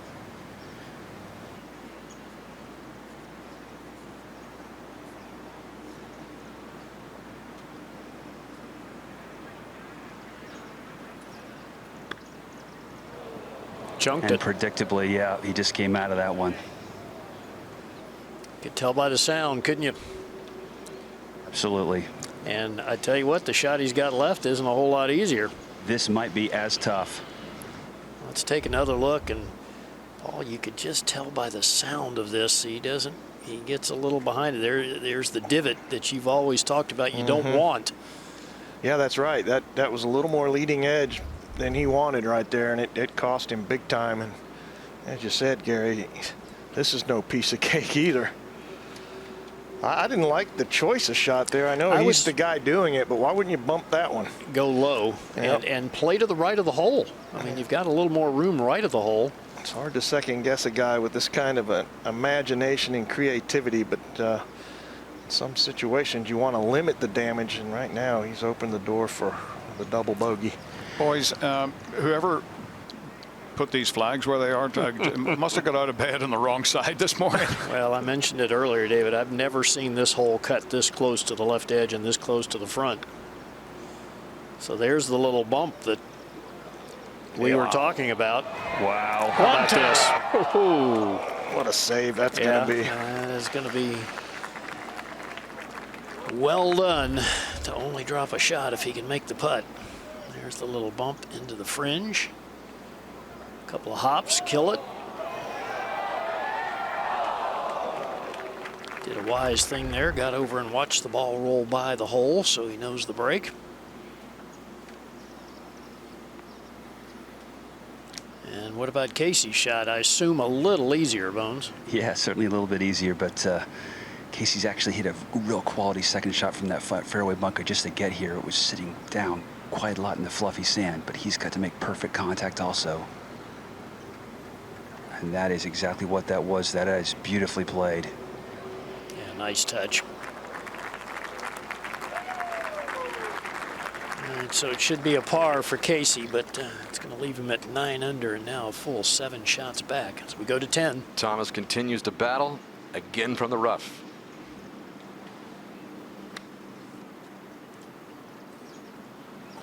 Just barely on, 8 on, but only 3 from the right. And as David Faraday said earlier, whoever set these pins today might have gotten out of the wrong side of the bed there. Every one of them is tucked. All right, back here at 8. Schauffele trying to minimize the damage. Gary, you and Paul were talking about the shot that he took on here on his third. I couldn't help but think that maybe he was feeling so good about his short game based on the fact he hit an amazing pitch on the previous hole. And maybe in a sense here he was a victim of his own success a little bit. Well, if he makes this, I mean, the odds that he would have gotten it up and in were pretty slim anyway. He brought the double into play. All right, just drops 1. Back to 14 under, and now all of a sudden McIlroy's lead is 2. Well, we're going to have to watch and see if Schauffele can pull it together off the tee. He's got to put it in the fairway on this last 9 holes if he wants a chance to win the big money. All right, Koepka is away, getting ready to play his second here at the 8th. 143 with that hole cut all the way over there on the left. You've got to be spot on with your distance control if you go at it. You can play right of it and play a little safer line. Just right of the hole if it's up. Oh, wow. That is as good as I've seen, Roger. Nicely done. This could be quite the bounce back.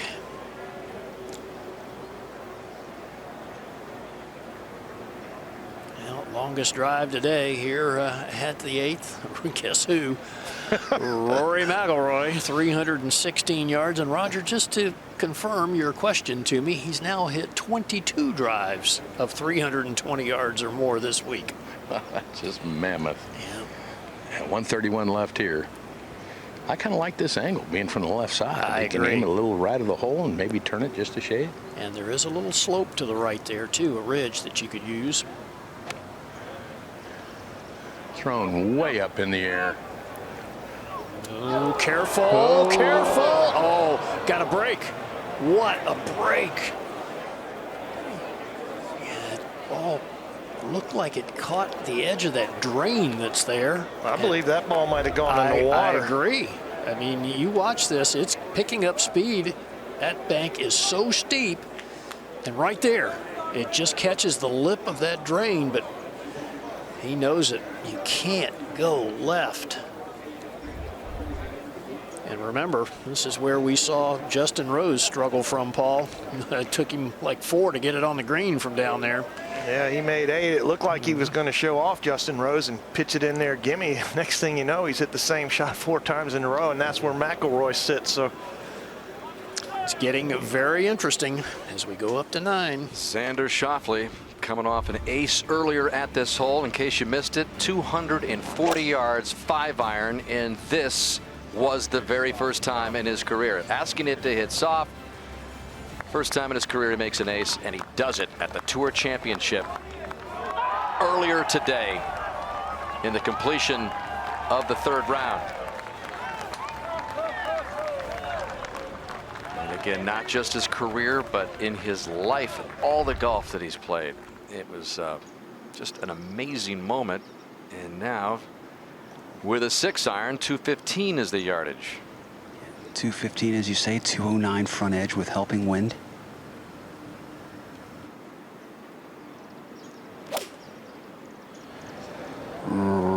Just right of the hole. seen a lot of guys come up short. Not Schauffele. Not Xander. He is clicking on all cylinders.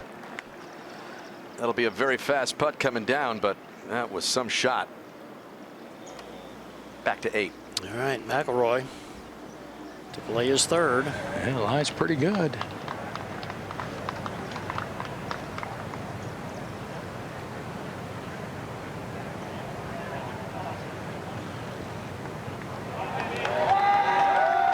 Well, he did a nice job with it. A smart shot there, kept it a little left of the hole. Gave himself a little more room. Tell you what, Gary, this was making me nervous. Yeah. Well, you can see how that grass grabbed the club. Fortunately, he got it in the middle of the club face, not high on the club face. Came out okay. And Roger, good look at birdie here for Koepka.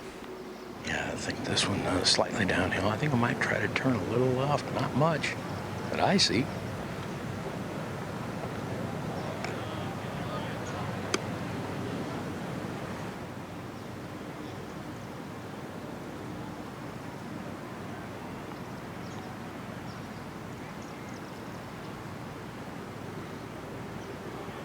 You bet.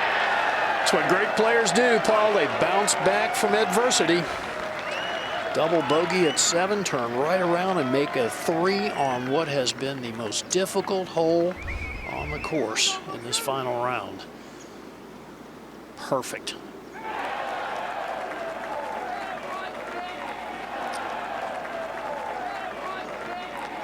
So Koepka to 15 under, so now McIlroy needs to make to maintain the lead.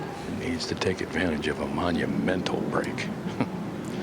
That box was set in there deep and killed its momentum toward the water. I think he is more than fortunate to have this putt for par. Yeah, and this is not an easy one. It'll slip right. Guys have missed this to the right from this area. Good stroke. All right, takes advantage of a wonderful break. Manages to make par and maintain the lead. Well, that could have been a 2-shot swing, but a couple gutsy putts. All right, right, over at the 10th, Justin Thomas with his third shot. This guy has pitched the ball beautifully this week. We've seen him hole a couple from off the green. That one nicely done. And over 13.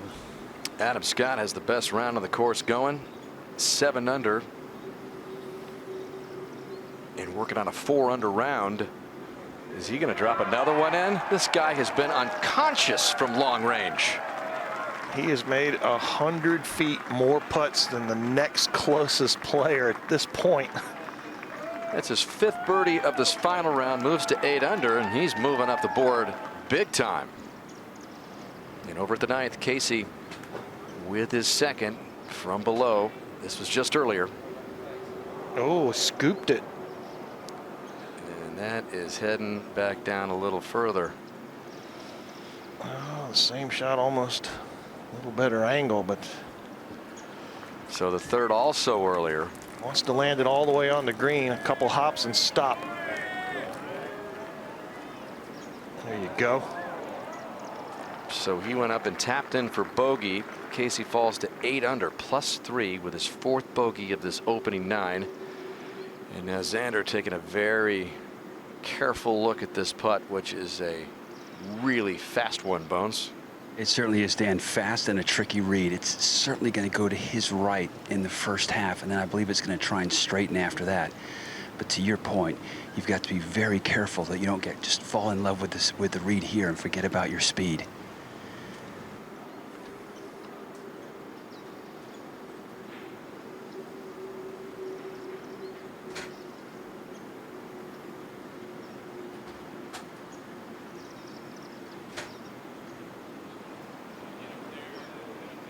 Right away, he knew he missed it.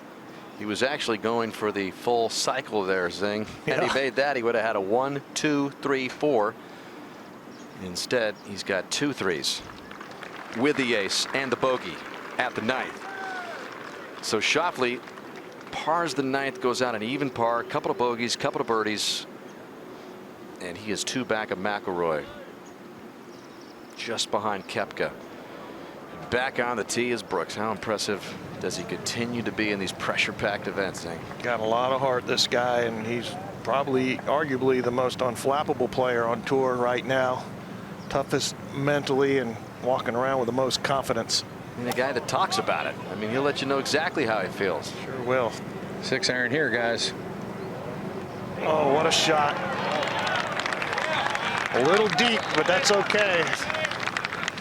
Speaks his mind. Said he just felt very uncomfortable as these playoffs began. Had a couple of low finishes to start after coming in as the #1 seed and drifted down into the 3rd position. And then he said gradually worked on his alignment with Claude, his coach, and they get things straightened out. And here he is. But here is the guy that leads, Rory McIlroy. And Rory, too, has a 6 iron.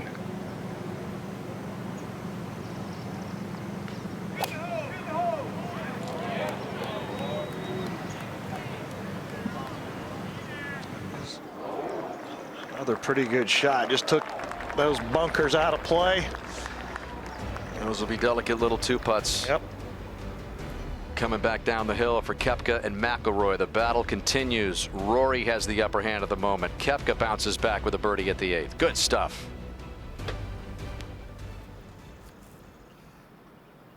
Taking a look at this putt, Patrick Cantlay for birdie as he works the par 4. 3 holes remaining. And the birdie just missing on the left side. So Cantlay just tried to really settle in over that one, strike it with confidence, but just left of his target. Patrick Reed looking well right of his target. This for birdie at the par 3 15th. Played to the center on the left side of this green, just as deep as it is, with this pin cut to the front. He expected a big swinger from right to left. And he has a little work for his par. He opened the FedExCup playoffs with a win at the Northern Trust. Corey Connors now for birdie. This a little downhill, breaking to his right and missing right along the edge. So Connors, great experience for a young player, winning for the first time on tour earlier this season, and now making it to the Tour Championship. Should be very proud of the year he put together. Webb Simpson for birdie at the 15th. And that one was also swinging hard right to left.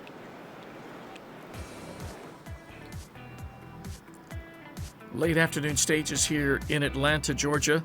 Rory McIlroy, Brooks Koepka, just a shot separating those two.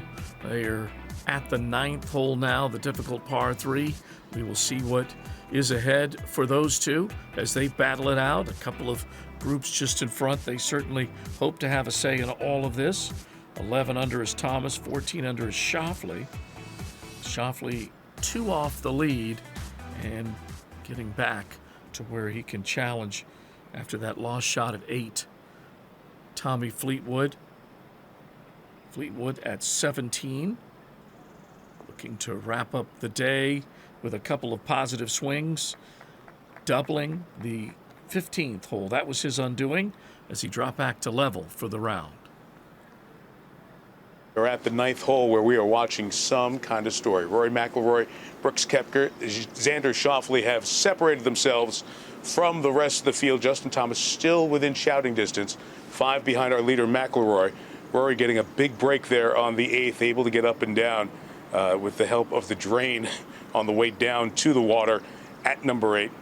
And he is looking at this birdie putt. You see similar lengths. Brooks Koepka about 2.5 feet closer.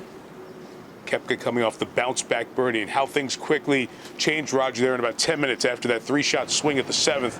Koepka gaining back a little momentum here, and starting to feel like these two guys are watching every step the other one's taking. Well, there's no doubt about that. And Rory now from 36 feet. This is a defensive putt. Downhill, breaking hard to his right. And this is one you're just trying to lag into the proximity of the cup. If it goes in, almost a miracle, really. This is a tough putt. And you saw him walking down there, Roger, almost finding a spot. It's one of those you just get it on that line to start with, and you just kind of let it run out there at that point.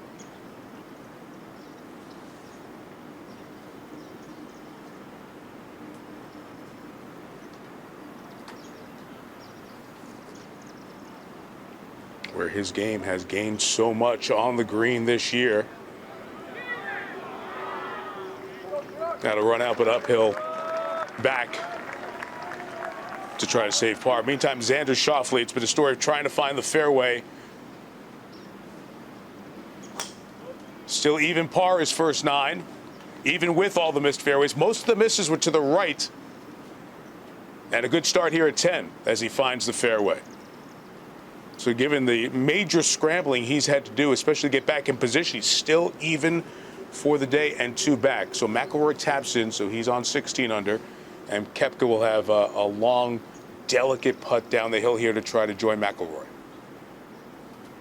And again, another one, you just try to pick the high line and get it out there and find your spot, as you said. Just let it run and let gravity take its course.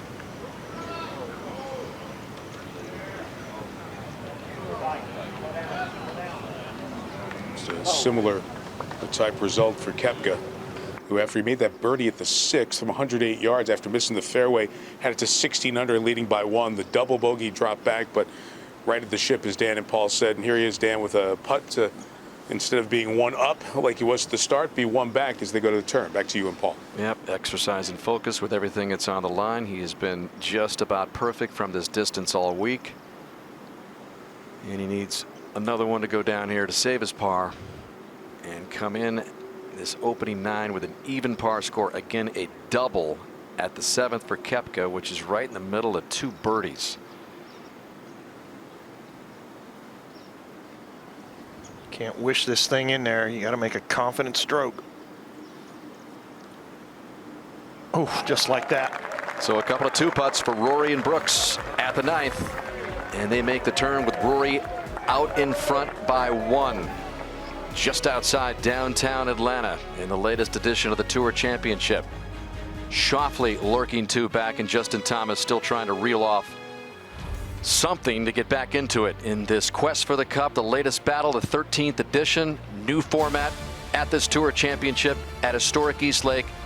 And Brooks Koepka began the final round 1 shot clear of the field. How cool would he be? He reeled off 5 straight pars before an up and down part, but led to that double bogey at the 7th. Rory McIlroy began the day 1 back of Koepka, looking for his 2nd FedEx Cup title. Xander Schauffele won this championship a couple of years ago. Now he wants it all along with everybody else who has won the Cup. 9 holes left to decide the season-long race for the FedEx Cup. Gary Woodland, as he works the par 3 15th, coming to this hole at 2 under par. Woodland started slow, bogeys at 1 and 2. That could be, well, it sits down in the rough, thankfully, for Woodland. It didn't take that big hop into the water, but 1 over score right now for the afternoon. For Gary, Cantlay now with his 2nd at 17, and Cantlay trying to work from a tough spot back towards the green. That one spilling into the bunker just in front, and that will require an up and down. Kevin Kisner, after watching his playing competitor land in the right rough. Kisner trying to take dead aim right at the flag. A little too much in it, though. It's going to go all the way to the back portion of the green, and he'll gladly take a spot on the surface as opposed to playing out of the rough, but he is 50 feet beyond that pin. Corey Connors, 2nd shot at 17, playing from the short grass, so Connors, advantage for the Canadian from 182 coming in, leaves about 15 feet below the hole, and is trying to bounce back from a bogey at 16, so that would be a great opportunity if he could pick up the birdie and trim the score. 50-foot try for birdie at 15 for Kevin Kisner. This one will swing right to left. Have to have the speed right. And it was decent speed, but just didn't start it far enough out to the right. So you can see quite a bit of borrow in that putt. That's a difficult read from back in the left corner of the green. One of those 4 should win it all. We're looking for his 2nd. Koepka is 1st. Schauffele. And now Koepka, a moment ago at the 10th, 413-yard par 4 down the hill, swatting that big driver again, looking a little bit anxious at it. Another tug for Koepka. He's had a bunch of those. Just a little bit of a double cross. He wants to curve the ball left to right. And he's up against a guy who's just driving it like a kid without a care in the world. Yep. 6 of 7 fairways hit for Rory, and he has been hitting this club just about flawlessly.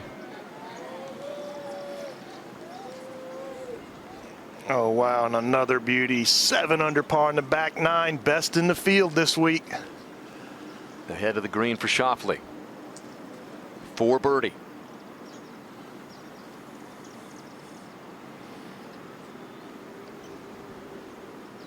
Just touching it. This was just a moment ago. Surely it can't be this fast, but it is. In the end, not a bad one, but Schauffele, he just did not want to get too aggressive with that. On the defensive, should be a par, up to 12. All right, 2nd shot for Justin Thomas. Time to be aggressive. Hole location all the way in the back right corner of the green. Oh! And maybe that'll be the spark that Justin Thomas needs to make a run to the clubhouse. Boy, that's just proof to me, Gary. It's hard to hide a flagstick from these guys. That one looks like they missed the green with it. Sure does. McIlroy working on a 2 under round. You look at these final few groups, he's the only guy under par. And while he continues to look over his 2nd shot, coming up to 10, we go over to 11. And Schauffele back there on the back step. The 11's 218 yards today. Flag in the back left. Suits a little draw. I got most of it. It's going to take one heck of a club selection to get something back there pin high. Just taking a moment to settle himself, try and visualize the shot. He has 5-iron.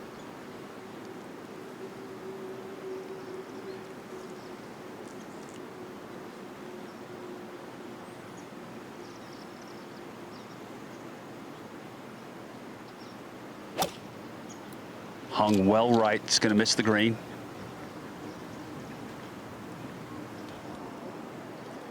Well, if you're going to miss it, that's not the worst spot. While he was hitting that. This was Koepka from the Pine Needles, David. 93 yards. Scrambling again. Took a big dig out of those needles.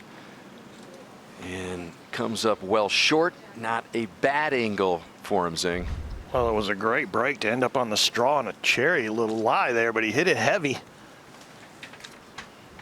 Great angle, staring right straight down at the flag. And now Rory, just 83 left, just trickled off the edge of the fairway.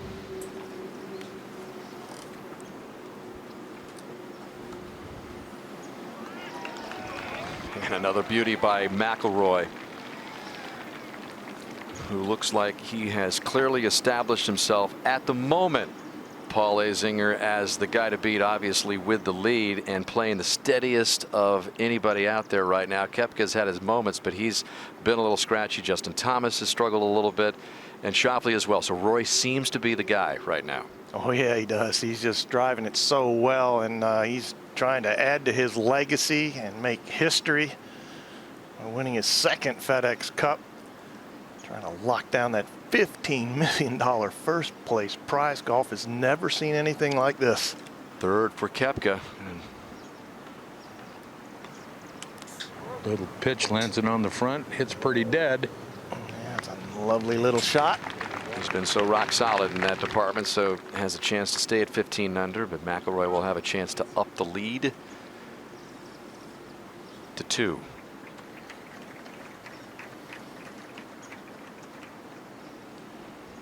And Raj, you get the sense that Rory's the guy that's in control out of everybody. I know you're only in this final group, but certainly with Brooks.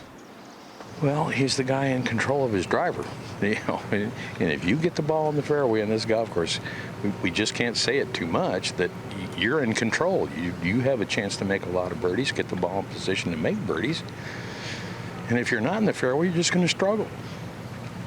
He's been a model of consistency. 13 top 10s in 18 events, including the 2 wins. So certainly would not be surprising if McIlroy ends up on top today. Well, the 2 most important clubs in his bag are the ones he's done quite well with this week, the putter and the driver. That's back 9 too. It's the guys that hold these. They're going to come out on top. And he has just been red hot on this back 9 at East Lake in previous years. That one just slipped away.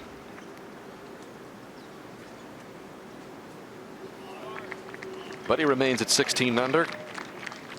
Koepka with a putt up coming and to remain 1 back. And we go to Schauffele. You can see what he's got there. Plenty of green to work with. David, this should be very routine here. Just land something about 8 or 10 feet on, let it roll out to the hole. Lovely low checking shot. Back at 10. 4 is par. Been so good from this distance. But another one of these. Yep, I think each one of those adds 1 gray hair. Good save.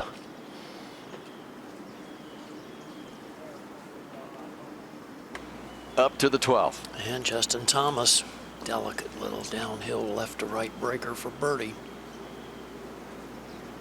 Yes, all right. So Is that any good? Yeah, so he's 4 back, creeping a little closer. And the 13th a birdie hole. If he can drive it in the fairway, he'll have a short iron left there. So we go back to 11. Xander with some work to do here. As much in this, Bones? It's definitely going to go to his left, David. Again, he doesn't have quite the momentum with the flat stick that he had when he finished his round earlier today. He finishing his third round.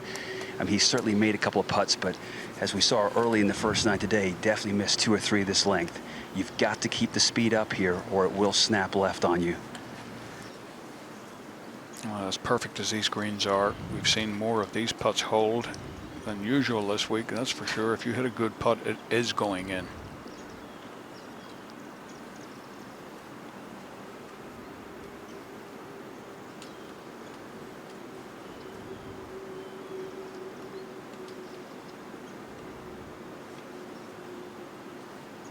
Right in the middle.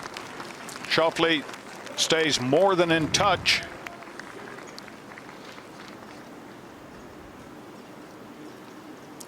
Up ahead of the 13th. And here is Thomas.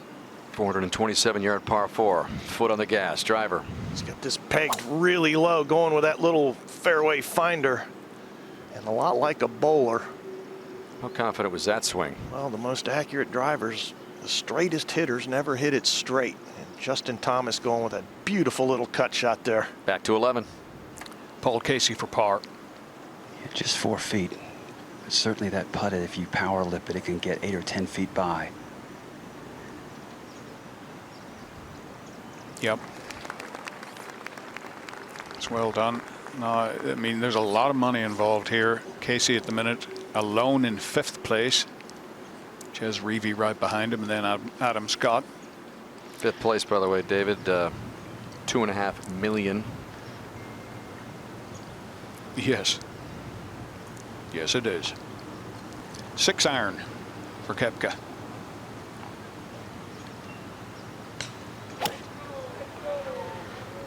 That's a good-looking swing. Boy, and it's a good-looking shot if it gets back to the hole. Yeah, it's a beautiful shot.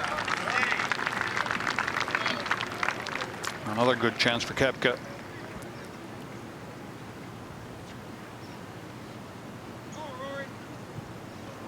Rory's grabbed one more, David.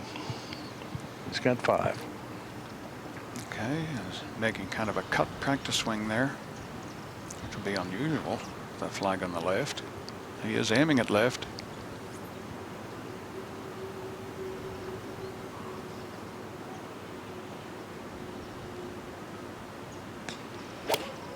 Oh, aimed at left, started at right. Boy, and it's right at it now. Yeah. Oh, and just well, he could have done with the 6 iron as well, and that one is going to be very awkward from that lie. Ahead to the 12th. And Xander Schauffele on the tee. Less than driver, which is the usual club choice here at this short par 4. If this man's going to win this tournament this afternoon, he's going to have to hit a lot of fairways coming down the stretch.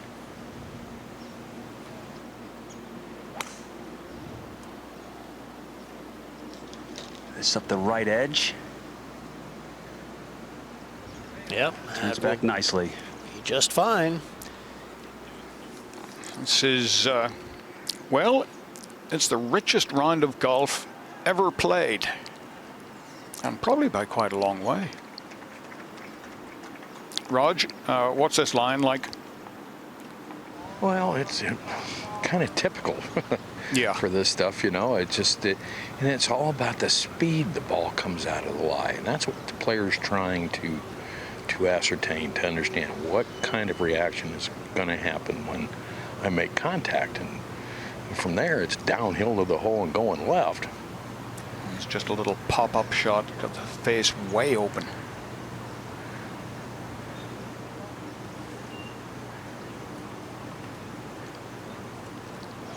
Big swing for a little one. And that is very well done.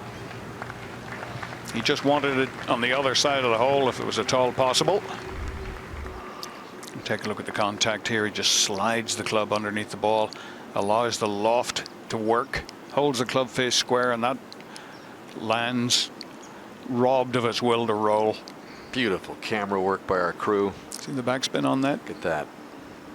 He'll just kick up in the air.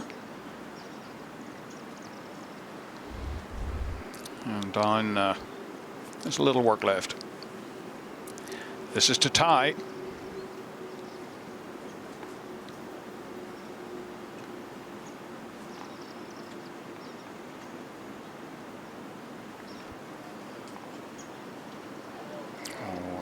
They need a little more pace.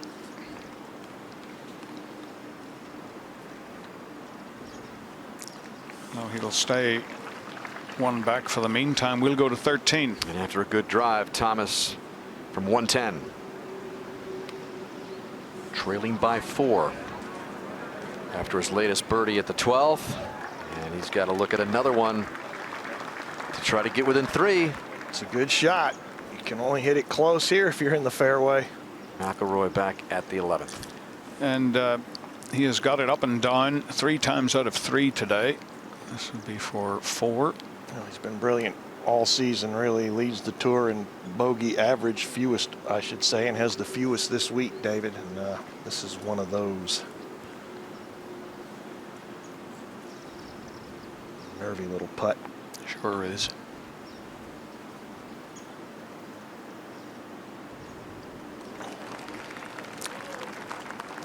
As they head for home, McIlroy with a 1-shot lead. The 12th. Schauffele ready to play his second. 126 yards up the hill.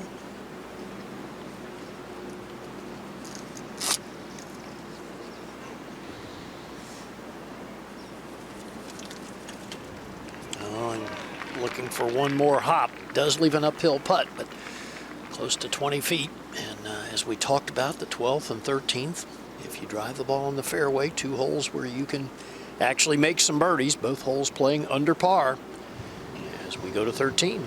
Birdie try here, Nota for Justin Thomas.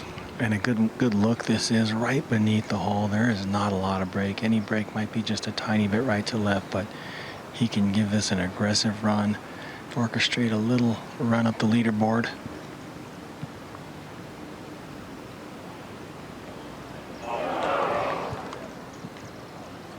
Back to 12. And Koepka on the tee, less than driver.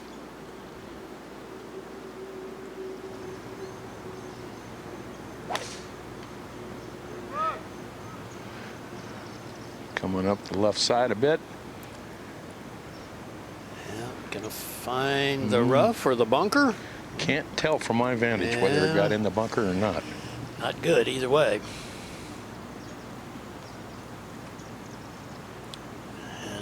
Strokes gained off the tee this week. How about this? Brooks Koepka 23rd in the field of 30. So amazing to be just 1 shot off the lead.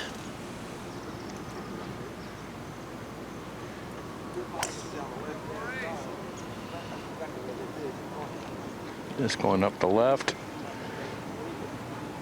And it'll be fine. Yeah, great angle with the hole location in the back right. Not only great communities, but pretty good golf team over there at Drew Charter.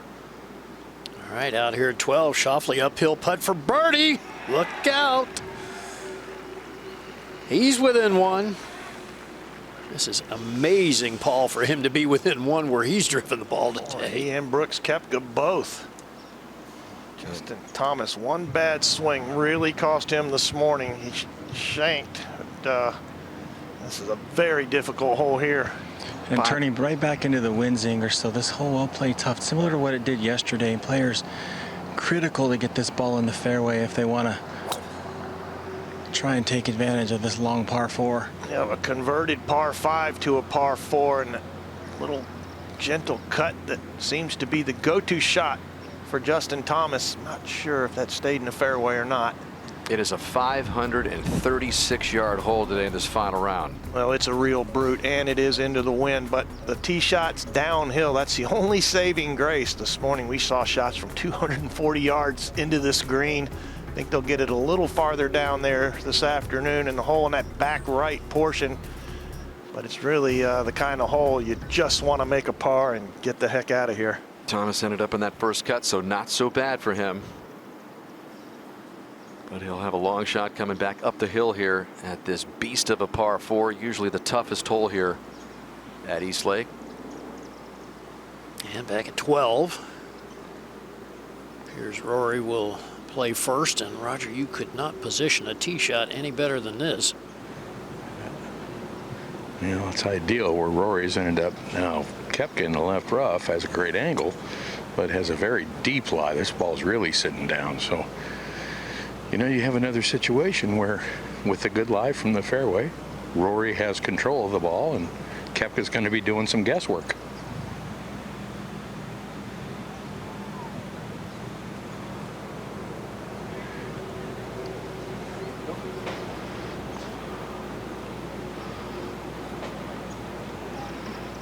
Rory's got 122 left. Roger, every now and then we see Rory McIlroy kind of pull one of these wedge shots, and they tend to go a little too far. You do not want to be long here. Well, he ranks 189th from this distance for the season. It's his only weak stat. Well, this aggressive just left of it. Yes, indeed. I guess we can throw the stats out the window. Oh, man. It takes a lot of heart to go at that flag, even with a wedge, Gary, in this situation. Great shot for That McIlroy. was fantastic. Now let's see what Koepka can do from the rough. I think the lie is going to necessitate he play a little left of the hole.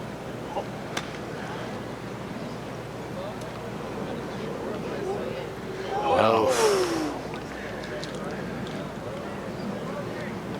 right, deep bunker, well short. Work to do. Up at 13. Coming off that big birdie at 12.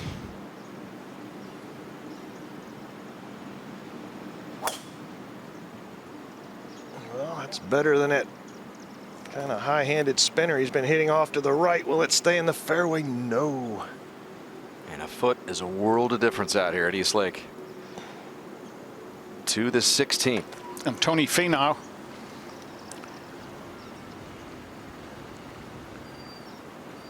I can't get there, can it? Oh, maybe it can. Yes, it can. And that jumps Tony Finau into 8th place. And you don't want to keep harping on the money, but it's big and it matters.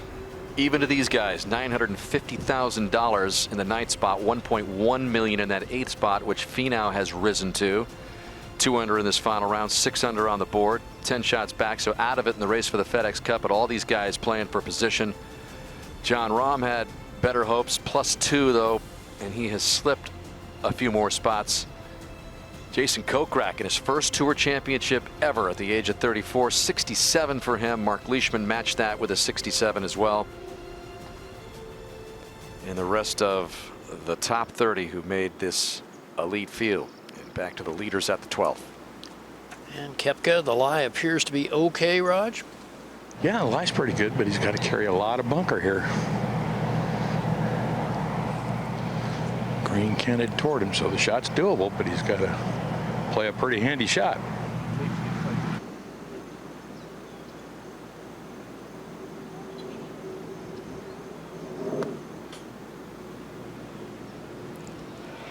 Well, I'd say he did it. That was spectacular. How big and hard a swing did he make there? That was just tremendous. It's fun watching these guys play this kind of golf and under this kind of pressure, Gary. Yeah, well, we'll watch it again. Listen to the sound. That thump. That's what you're looking for out of a bunker, but it's only created, Paul, when you use the bounce and you have plenty of speed going through the sand, and that's exactly what he did here. Yeah, this is a result of a lot of hard work. A lot of confidence. Great look at how much spin he's able to put on it right away. And even with that brilliant shot, he is still away. McIlroy's approach 3 feet 4 inches from the hole, the best of the day here at the 12th. And this is one of those little downhill sliders to the right. Well, Paul, you had a stat earlier, right? He hasn't missed from inside of 5 feet all week. 40 for 40 or 41 for 41, whatever it is. It's pretty impressive. Can't afford to miss this one. Just inside 4 feet.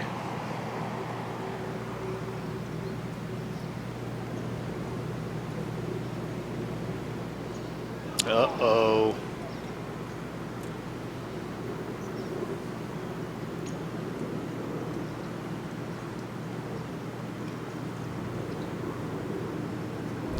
Well, another look. He tries to jam it in there, and it just gets a little right, catches the hole, but so much speed, no way to stay in.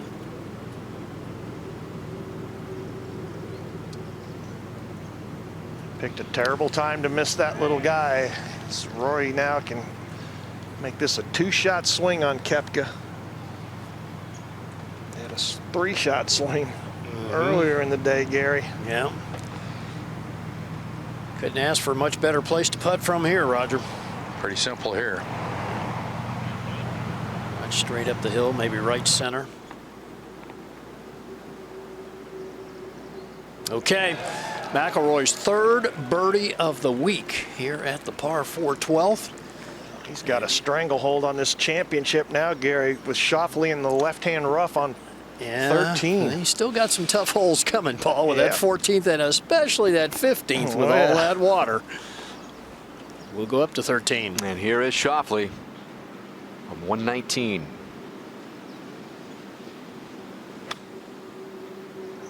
Almost impossible to get it close to this front left flag from the rough. You can just tell by looking, there's virtually no chance. And over at the 14th, here's where Thomas played it, just on the left over there. He's got 212 to this long par 4. He's already birdied it twice this week.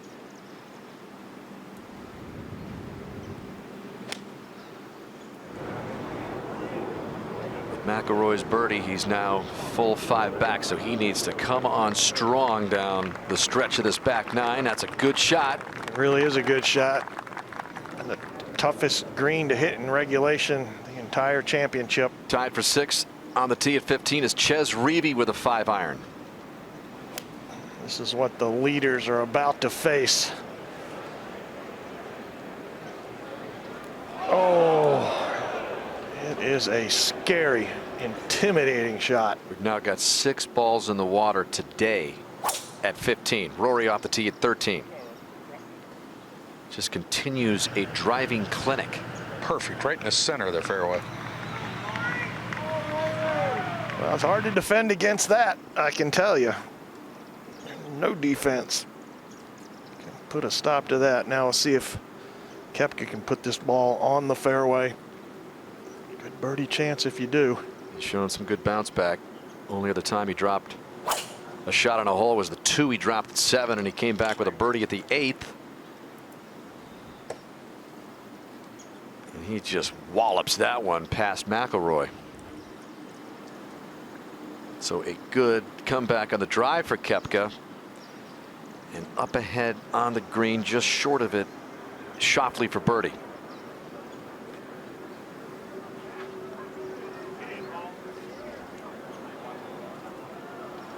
So Schauffele's going to tap in for par, stay at 15 under, 1 under on the round, 2 back of McIlroy. Well, it's a critical missed fairway here at 13. Really gave himself no chance to make a birdie. Noda. And this would be a monster birdie for Thomas, putting from underneath the hole again in great position, so he can give this a nice firm roll, pick a little bit more of an aggressive line. And you get a birdie here, you feel like you've really gained on the field. Even a par at this 536-yard par 4 is good, and that's exactly what Thomas should have. But he's 5 back, and he needs to get it going here. Well, it was a wild 3rd round earlier today for Justin Thomas, and it started at this 14th. He had to lay up there short. That was a cool little shot because he landed it short. So he holes it out, and then he goes long with his tee shot at the 15th, and then look what he does here at the dangerous par 3. Well, this looked in all the way. Almost got it, settled for the par 3. And then at the next hole, the most disturbing mishit of the week for Thomas, a semi-shank. He got off to the far right there, just trickled into the rough. You've got that deep slope up there. Caught a really muffy lie here. Didn't get it up, and it came back down. Stayed in the short grass. Then he stubbed the next one and barely got it on the green. 3-putted from there, Dan, for triple bogey. Again, remember, he was only one back at the time when he arrived there at 16, but he comes right back at 17 and does that. Quite the roller coaster stretch there for Justin Thomas. Up and down and up and down. He's had a couple of unfortunate holes. Well, he got knocked down, but he hadn't stayed down. Quite a steady performance since. All right, back up on the tee up the hill is Schauffele, Bones. Yeah, looking to find some magic with his driver. He's been working on his swing a lot while Paul Casey's been playing in the same group. This is a dead pull. Yeah, he's been missing it way right, Bones, as we alluded to earlier. And naturally, you're going to overcorrect. What a terrible hole to hit that drive. I don't know if he's going to be able to get over the trees or if he's just going to have to do what he's been doing all day, punching out. Let's go back to 13. That flag just limped there, but right up on the front portion of the green for McIlroy and Koepka. Rory first to play, Raj. Yeah, got 97 yards and a hole cut just in the front. Hard to get underneath it unless you keep right of the hole. That's really the play you have to make right now. Hard to do from 97 yards. But you go long or go left of the hole, and putting's pretty difficult.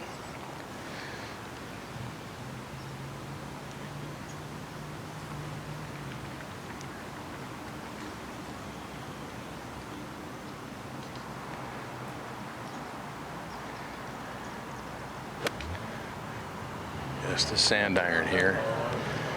And that's just left of it. He's got it all going right now. And with Schauffele's problems at 14, you can see another swing here between first and second and that 2-shot lead grow. And Koepka trying to bounce back again. 92.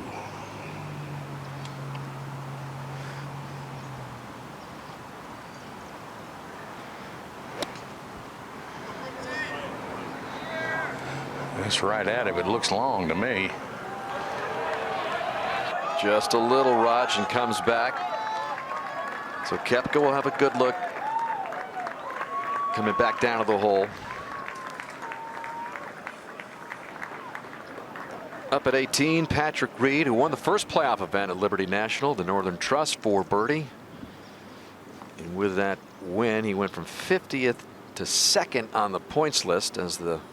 That may be one thing that they look to change, for him to make more points at Liberty National than Tiger made at Augusta National. Something they'll probably address in the future. But all in all, they had gotten this right, this playoff system. I'm sure there'll be little tweaks, but good season for Patrick Reed. Yeah, and a tie for 8th right now. Back at 17. Yeah, we've got Adam Scott with a birdie putt just over 16 feet. Boy, yes, he made a few this week. And Adam Scott with that putt moves to 8 under and into 6th place alone. That's worth $1,900,000 as we go back to 15. There's the hole location. And there's Justin Thomas. It's certainly as daunting as it looks. 203, he's pulled the 7-iron. It's going to take a big one. Reeve made double of the group ahead. Justin Thomas knows what it's like to make double here. Made it earlier in the first round, and that just hangs on. Oh. That's some kind of large 7-iron from 203 yards all carry. And back at 13 for Koepka. And to me, fellas, it's one of those putts that, you know, you have to keep in the back of your head. Pace. It's going to sweep from right to left, and you just have to be concerned that you don't race it on by.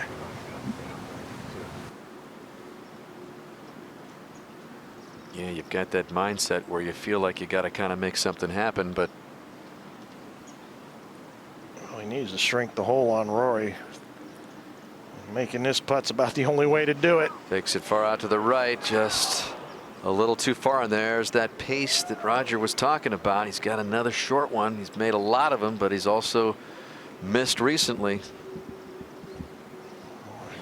that's why I was talking about keeping the ball right of the hole. You know, then you got an uphill putt that you can try to make. You know, when you get him above the hole, past the hole, or left of this hole, you just have to be part of your mind has to be on the speed. You just can't really take a rip at it. You could see another swing, significant swing here between McIlroy and Koepka, as McIlroy eyes his second straight birdie here and fourth of the day. No bogeys, clean card for Rory. This for a 3-shot lead.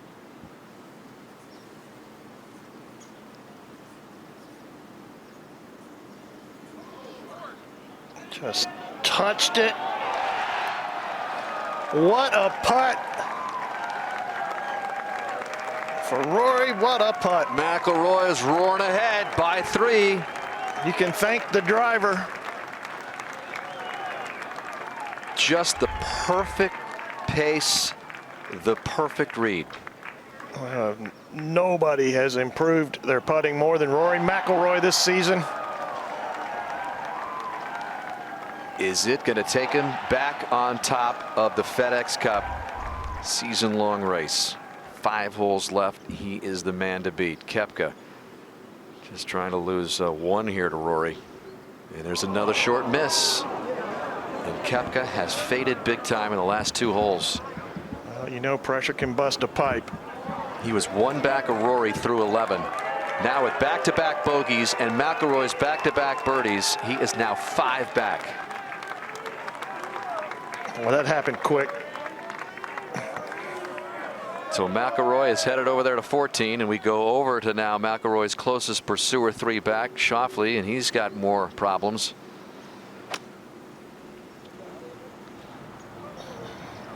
And it's just starting to come undone for everybody but one. Rory's got a couple more dangerous shots left. He is looking pretty now, giving away golf balls. Feeling pretty good.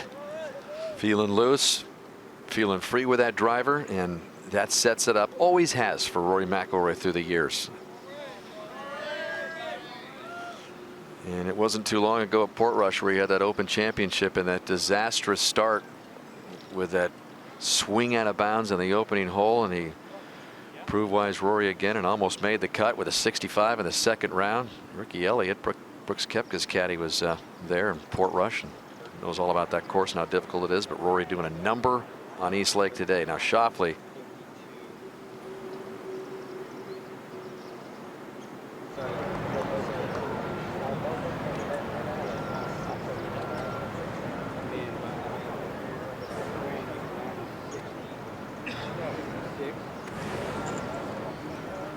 Kind of right in that selection, the flat spot.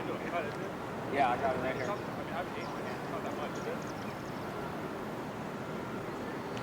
73 with this wind, I got playing around 80. It's kind of off that down slope. So I think it's just a good stock one of those. Yeah. I mean, these will land 66. With it being a little warm, it's just a good stock one. All right, playing just a little over 170 yards back into the wind. Dying right now.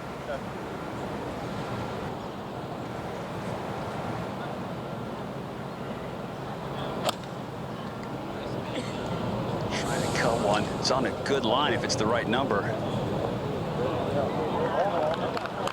Pretty good shot, a chance to save par.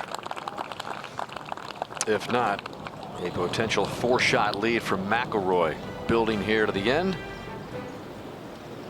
And over at 15 where Thomas just stayed dry. That was a bold effort, just going for it.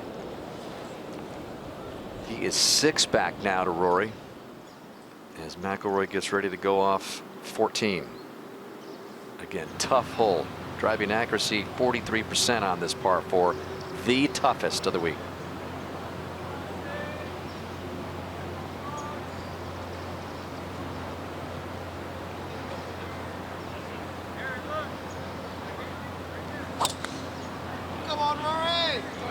Yeah, this is turning up the left. This may miss left.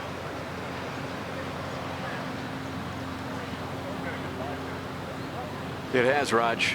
It's left to the gallery rope. Scrambling to make a par from over there. Door just creaked open a little bit maybe for Brooks Koepka, who just has to put one in the fairway. Only hit 4 of 10 fairways so far today. And this is going to miss right.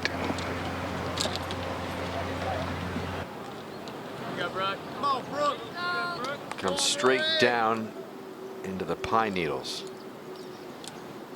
as Koepka is scrambling, trying to make up 5 shots in 5 holes. Rory has his problems at 14 as well. Gary Woodland finishing up at 18. And what a year it's been for Woodland, picking up his first major title at Pebble Beach, no less. Had a rough start to his round today, but turned things around on the second 9. 70 final round for Gary. Twin daughters. Yeah, he gets, I was talking to him earlier in the week. He cannot wait to get home. It has been a long week to get home to those new kids there, just born. And 14th hole, there's the left shot. This was Schauffele earlier, that tee shot double cross. He's trying to cut it, barely able to get it back on the fairway. And a decent third shot. Now has a 20-footer to save par, and I think it's almost a must make at this point, Bones, but Rory still has to play 15. That's exactly right, Zing. And as we all know, a lot can go on the 15th hole, especially when you're playing for this kind of prestige and money. But Xander here, that's a pretty good third shot he hit, given how far back he was, 171, back into the wind. This putt's some 20 feet, but it's a pretty easy read in that he knows it goes left the entire way. He can give this one a bit of a rip and not worry about it getting away from him.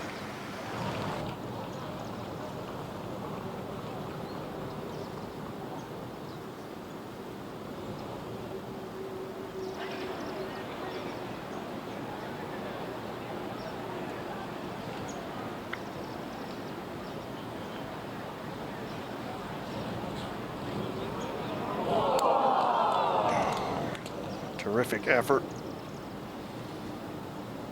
But Schauffele will take his third bogey of this final round, drop to 14 under. Now McIlroy is not in great shape behind him, so it will indeed give him a 4-shot lead at the moment.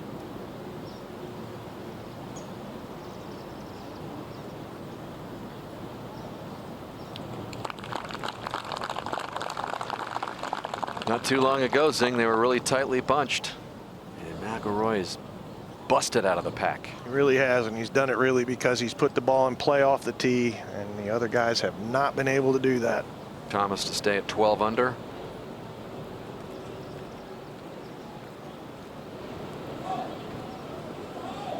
And he's running out of holes. 7 back. 3 left for him. It's all about the cash now. The prestige has gone out the window. Remember, he started top on the leaderboard before anybody even struck a shot at 10 under. That was his starting position, and now he's just one better than that as he plays the final few holes of his final round. Rory McIlroy began the whole week in 5 under, so he is 13 under for the week now. And that has turned into a commanding 4-shot lead. But let's get a report on his tee shot at 14, Roger. Yeah, Rory in the left rough, 219 left of the hole, and has some tree limbs ahead that flirt with the line of his shot. I think he's going to have to play something low and try to chase it onto the green, maybe a low draw, and chase it up into the center of the green if you can.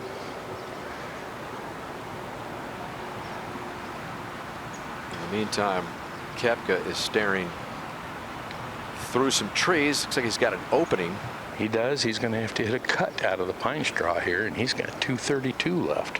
I caddied for Mickey Wright in 1978 when I was 18 years old, Roger, and she hit a hook and told me, you know, Paul, the shot that gets you into trouble usually gets you out, and that's the situation Koepka's in right now.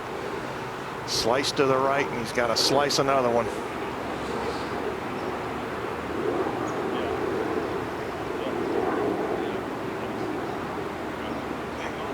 Lucky this ball ended up on the pine straw. He should be able to get enough curve on it, Roger, you think?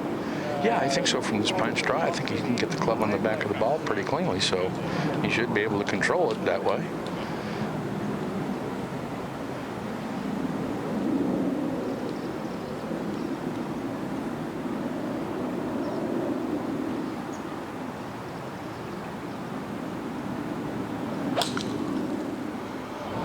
He's hit the low cut, but overcut it. This is headed into the right rough, short right. And a bad angle for his next. And that went down deep, it looked like.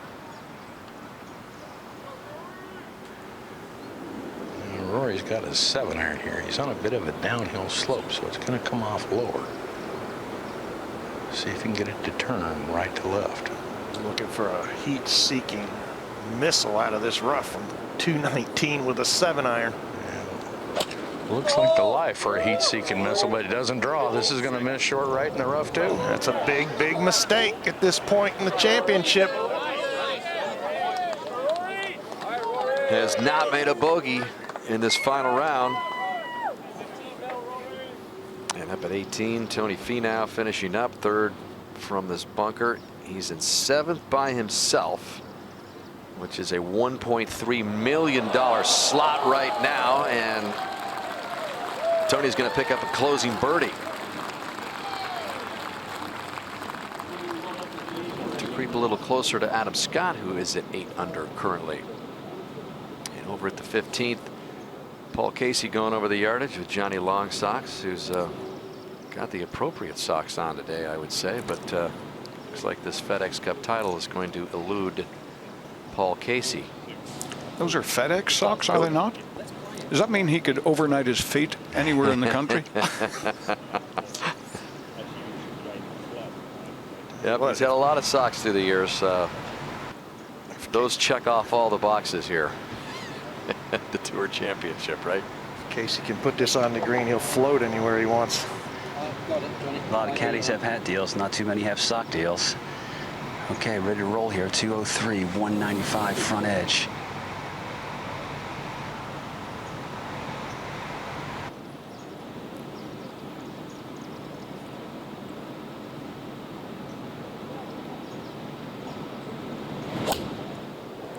Boy, this is a big tug, but trying to cut back late. Grab a left edge of the green.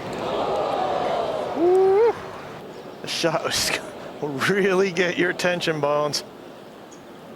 Well, you're not kidding. This is some kind of hole.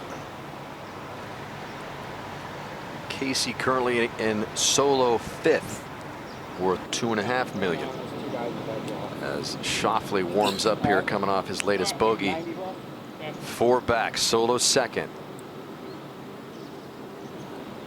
Xander here is going to hold up a 6-iron. There should be plenty of club as long as he hits it cleanly.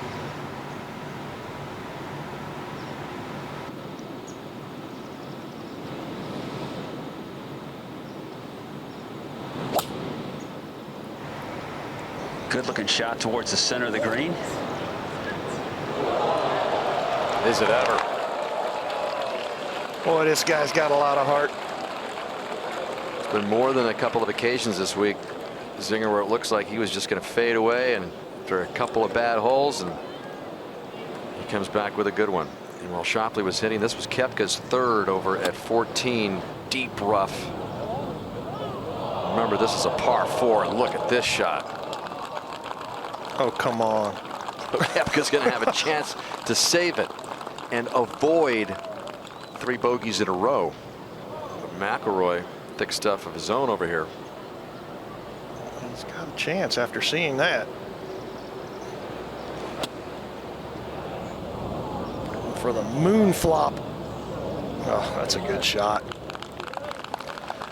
A lot of bad things could have happened there.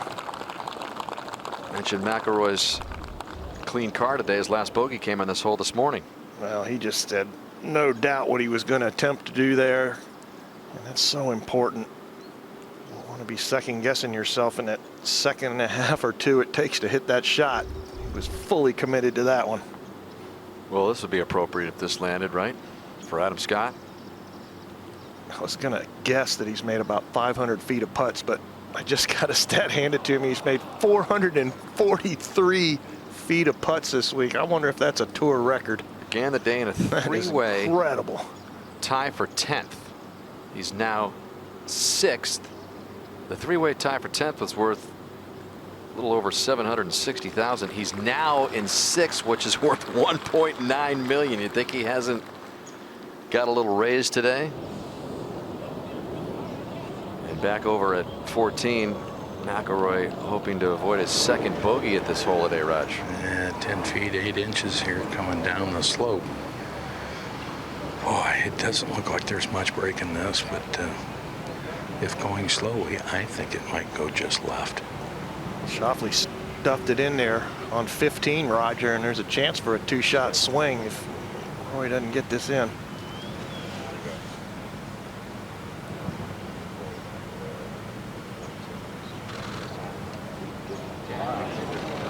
So it's another bogey at the 14th, back to 17 under. Schauffele get a good shot in over there at 15. That is ahead from McIlroy. And if you're watching thinking Rory's incredible talents are just going to cruise him home on a magic carpet, think again. Closing the deal in a golf championship of this magnitude is so hard. Just ask McIlroy, with all those talents, who's been criticized for not closing out enough. He's had a lot of last group chances. He has not pulled it off, but he's in good shape. He needs to hit a great shot at 15. Koepka to stay within shouting distance. I like it inside the corner on the right, firm. Oh no, he knew it as soon as he hit it. Pulled. It's all slipping away for Koepka. 3 bogeys in a row now. Stays 5 back of McIlroy. 4 holes left. The dangerous 15th right ahead for McIlroy. This is an excruciating walk to that 15th tee. A little similar like the Players Championship, where McIlroy had a successful run to the championship to begin this championship season. Here's Casey over at 15, trying to save his par and stay in solo 5th. It is a great scene over there at the 15th. Triple decker hospitality over there on that peninsula green. One of the first peninsula greens in the United States, surrounded there by East Lake. In fact, the green originally was used for a par 5 before Donald Ross made it a par 3. Great architect coming in here in the early 1900s and mixing this golf course up a little bit. But here is Schauffele, and if this goes down, it's Rory's going to hear the roar back behind him and could change the entire complexion of the chase for the FedEx Cup. Well, and that's the beauty of this whole scenario, really, is because Rory's back there watching, and Schauffele can say, hey, I'm not going away just yet. Yeah, looking to send a message right here. He knows this is going to go left the entire way.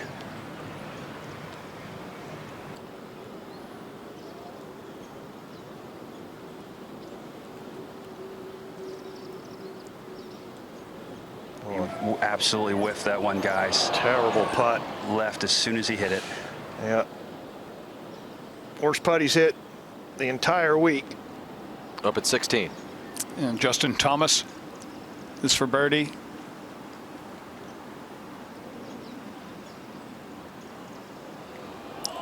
Oh, yes.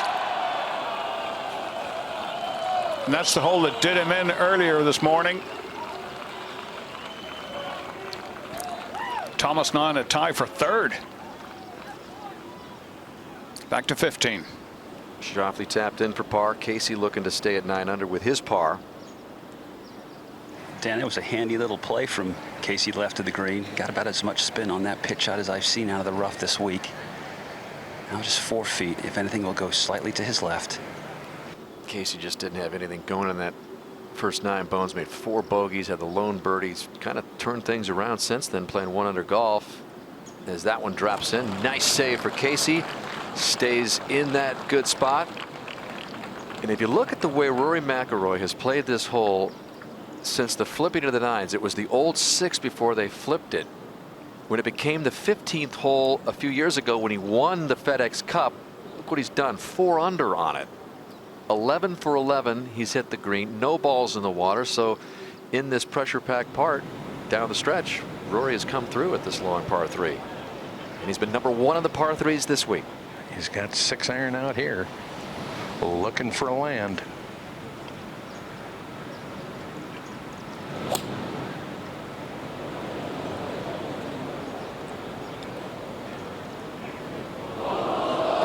finding sand. Sand is land. If you can get that up and in. Justin Thomas hit 7-iron earlier. I think Rory probably could have gotten a 7-iron there, but why mess around? No, Koepka. Yeah, he's got 7-iron.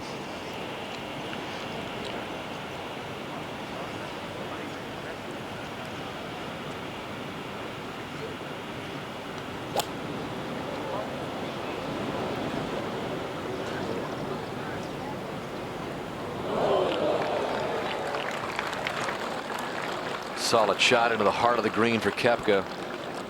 Coming off a string of 3 straight bogeys to let this cup slip away. 5 back now of Rory, who will be dealing from the bunker in just a moment at 15. Schauffele, who had a golden opportunity at the long par 3, is up on the tee at 16. Well, he needs to make 3 here. The dogleg left up the hill. David, he's had enough of his driver. He's going 3-wood here. Yeah, that should take the right-hand bunker out of play.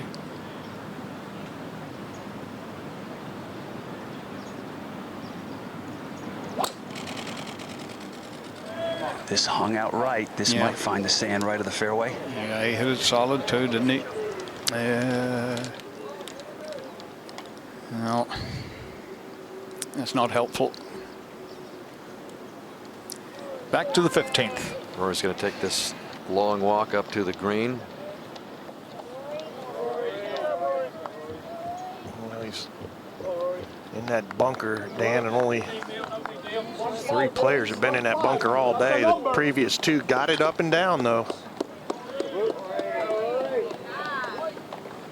2 under without a bogey thus far on the par 3s this week, and that includes a 2 under score here at this 15th hole. The shot he hit here this morning was absolutely magnificent. His good friend Harry Diamond, we mentioned the shot he hit this morning. This was no piece of cake, let me tell you. It was cool, kind of a brisk breeze in the hole cut on the far right-hand side. There's just no doubt about it. He was going right at it. Felt good enough to do it and nearly made it a 1. I don't think he's taken a breath yet.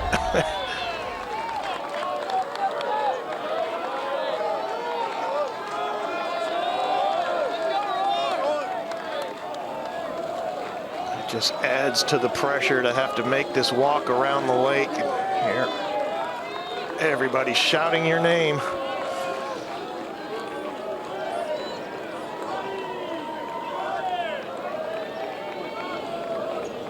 By so many accounts has the most overall talent and the most spectacular talent in the game today, and could become the first multiple winner of this FedEx Cup title to join Tiger Woods. He was certainly in that spotlight last year with Tiger. When Tiger won, he played in the final pairing with Tiger, and it was Rory who wilted away with a 74, and as they came underneath the ropes at 18, McIlroy said, in a good way, he just couldn't wait to get off the golf course. It was just kind of one of those days. Well, this final round of this Tour Championship, a year removed, is much, much different. 17. Justin Thomas starts at a little left, a little peeler back to the right. That should be good. And is, and that'll set up just a wedge into the green. And back at 15. Sand save percentage, not really high on tour, tied for 54th. But this week, he's been perfect, 3 for 3. And the green works away from him here some too, and lands on a downhill slope. Yeah, only saving grace here, he's got a little wind right in his face. He's got his hands full here, Roger. This doesn't look that easy to me. It's not. And he played it left of the hole purposely. He didn't like the look of it either, Paul. What, the look of the water back there, Roger? The whole thing looked scary as far as I'm concerned. The green sitting pretty high above him, and didn't look like a great lie, but did what he needed to do. Another player with having a great year is Matt Kuchar. This would be a great way to end it out, wouldn't it? Eagle, even though it's been a rough day for Cooch. It's going to be the very first birdie of the day for Kuchar. Been a disaster. 6 bogeys, 74 for Matt Kuchar to round out the season. 16. Schauffele. Looks like a reasonably clean lie in the bunker. Good lie, playing out his bunker for at least the 3rd time this week, and once again he's hit a good-looking shot from it. Yeah, solid shot. Schauffele in 2nd place on his own at the minute. 2 shots clear of Koepka, who's in 3rd, and Thomas. And while he was hitting, Brooks Koepka for birdie.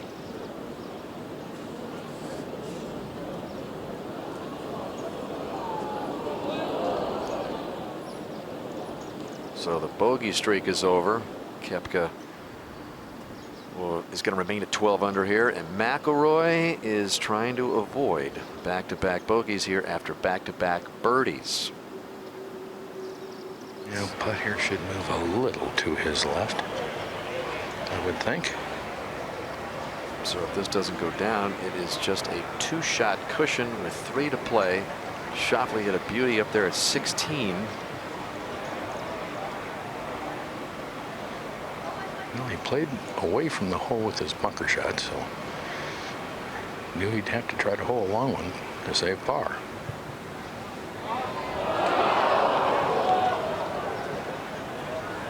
And after playing bogey free, he's made 2 in a row.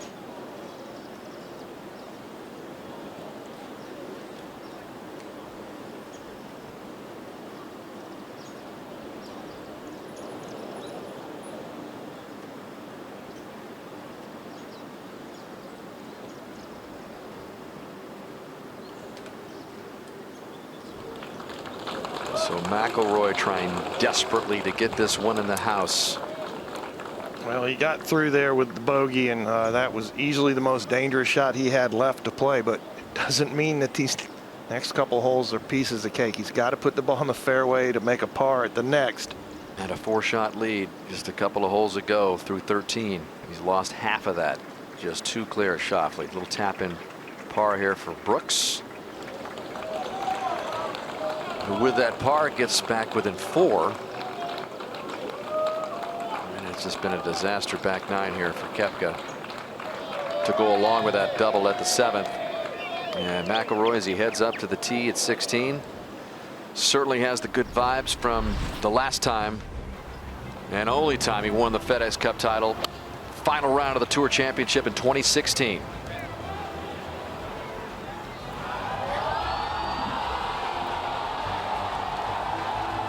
Eagle 2. One of the great celebrations there. And then it went into a playoff where this was the putt that won it all.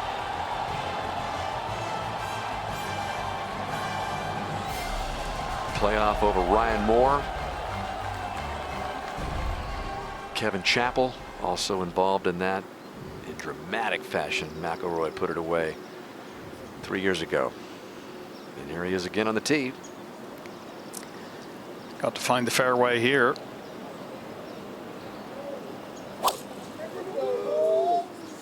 Now it looked like a better swing.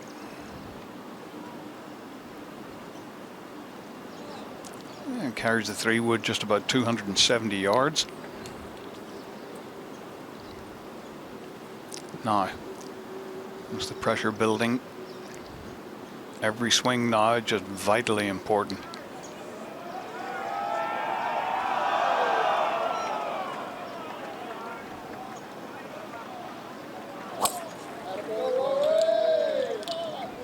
And this up the right-hand side. This looks like it may miss. Okay, the plot thickens.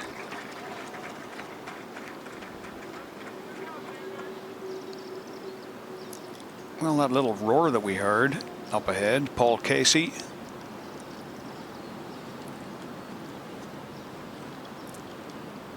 Fifth on his own at the moment.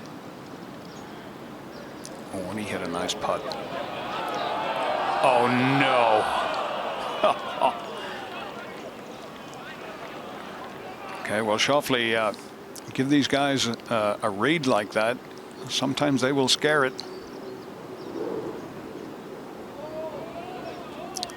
enough. Yeah, just about. Just wanders offline. So he'll stay at -14. We'll go up ahead to the 17th. And this was just earlier, David. Justin Thomas with his second. The big tee shot sets up a wedge. And he plays it nicely inside of 10 feet. And an opportunity for a birdie there. And the reachable par 5, 18th left.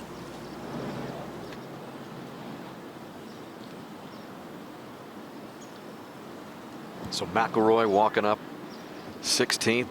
See if he can come up with a little more magic here. Coming off back-to-back bogeys, hasn't made a par since the 11th. Well, he's going to need to get lucky. That ball looked like it got way up into the bunker, and that lip could definitely be a problem.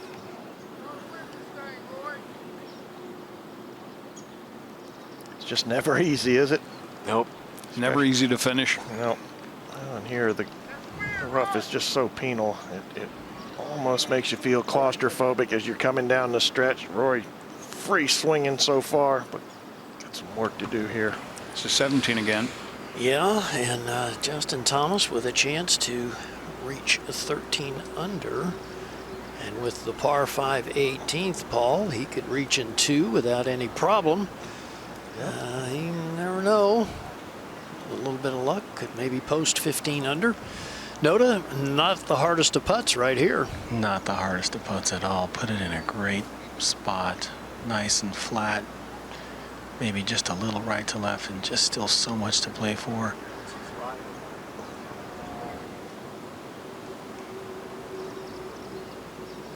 Oh, boy.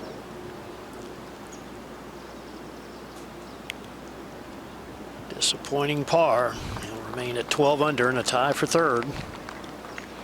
4 back. It's $1 million putt there. The difference in solo third and tied, actually a $500,000. Okay, Raj, what has Rory got here? Well, he's far enough back from the lip that I think he's fine. He has 173 yards up the hill. I think of most concern is the ball is kind of settled, you know, by its own weight. I see that, so it's just a shade down. So he's going to have to catch this just right, just flush. Yeah, it's very easy to catch this just a touch thin and hammer it into that lip. This is what he didn't want. He's given himself cause for stress. Let's put it that way. Yeah, this is getting squeaky here towards the end. Riveting stuff. 173 yards left. Got to get the ball first.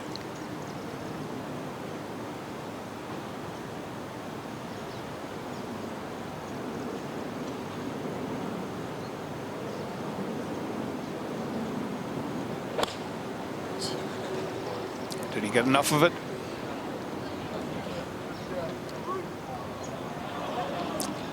Not bad, but not what he wanted. Not what he wanted at all. And take a look at the contact here. Some driving with his legs there. And he got the ball first. Now Koepka. It's from 166. Trying to cut it at the hole, still a little left of it. Yeah, it's a decent shot, but again, 12 under par. He is in a tie for third. Up ahead at 17. All right, Schauffele, driver in hand, has only hit 3 fairways all day today. Needs to hit one here. And that's one of the better swings we've seen off the tee, Paul. That should be good. Yep. That'll set up a short iron.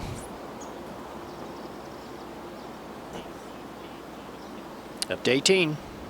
Justin Thomas would have felt better about his chances had he made that birdie, but still eagle possibilities. So it's headed left. Good luck.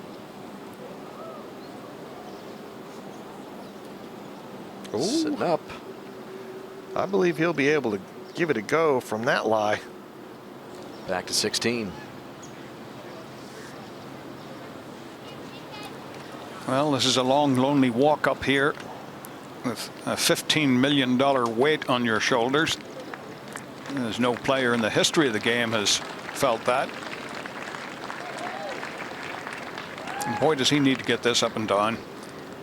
I'll tell you, Rod, you know, I'm not great at math, but a 2-shot lead is almost twice as good as a 1-shot lead. Maybe even more. Yeah. In these circumstances, yeah. Well, he's got a tough 2-putt here. Oh, he's got the putter out, yeah. Oh, yeah. He's got the ridge. He's standing right at the top of that ridge right now. From that point on, it starts to run away. Yeah, down green from there into the green. And the first 2/3 of this putt. Yeah, getting the speed right here. No picnic. No, this is an extremely difficult putt to get the weight right. And you know, David, you mentioned the money here, and Rory is so candid at every press conference, every media gathering seemingly that he's a part of, and he talked about, yeah, you know, the money's in the back of our minds, but you know, we never started this game, he said, as a young boy to play for money, and even deep into the championship like this, he says it's about the title. Well, you can say that all you want, but you can't bring that title to the grocery store. Yeah.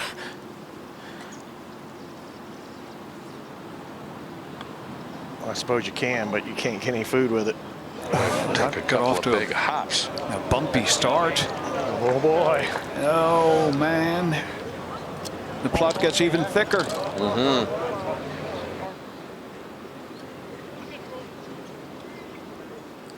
I'll take a look at what sort of a start this ball gets off to. You can see there, yeah, takes a leap into the air. Could put a whole lot of bananas in that FedEx Cup. Yeah. Nice fruit bowl. Yeah, now Koepka with the chance here, and maybe a 2-shot swing. You never know. This one will go back to his left. Has not putted well on this half.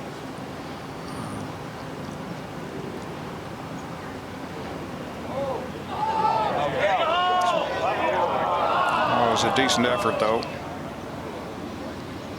Really hasn't done anything particularly well in the second half here, David. No. It's been a tough stretch. He's played so well all year, and you know, and you can't do it all the time. Not even Brooks Koepka.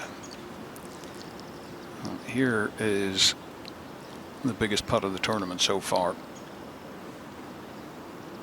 Well, it's got to go a little to his right. My palms are sweaty.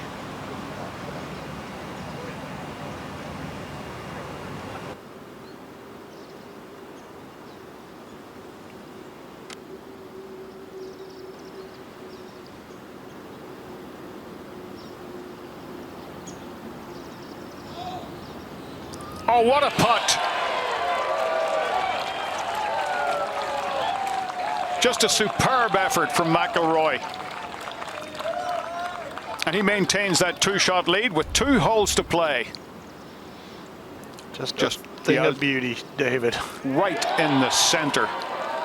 Yeah, David, it wasn't a hole out like it was a few years ago, but there was a little magic in that par save at Rory's perhaps favorite hole here at East Lake. And Schauffele will have heard that. Yeah, he had to back off, as a matter of fact, David. So 125 yards, golden opportunity here. Back center hole location. It is really accessible. Yeah, you heard him say it's going to be short. He didn't quite catch it. Leaves an uphill putt, but much longer than he was hoping for. So we go to 18. Justin Thomas. Noda, what's he got? He's got a 6-iron in his hand, and this is the best lie I've seen in this tall rough this week. So great chance to get it on the surface. And he's hit a laser beam just left of the hole. He's got to carry a little bit. All right, we've seen him hole out from further than that this year multiple times. But again, came in here to East Lake as #1 on the list with that win last week just outside Chicago. Seeing it slip away and into the hands perhaps of Rory McIlroy, who strides confidently up to the tee at 17. And let's take a look at this dogleg left par 4, 436 yards today. Want to avoid that right rough, very difficult to hit the green. Need to carry it at least 280 yards to get it up onto the flat. If you do that, you play slightly downhill to a large green with a hole location in the back center. It is accessible. There have been 5 birdies made here so far today. McIlroy has played the hole extremely well, Roger. He's made 2 birdies and a par. Well, again, mission 1, get it in the fairway. Give yourself something you can control. Koepka pressing the issue once again, has driver out.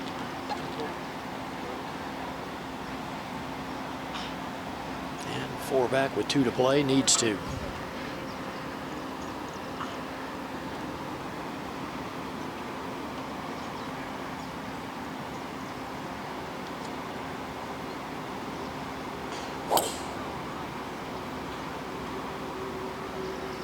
Okay, this looks like it'll be in play.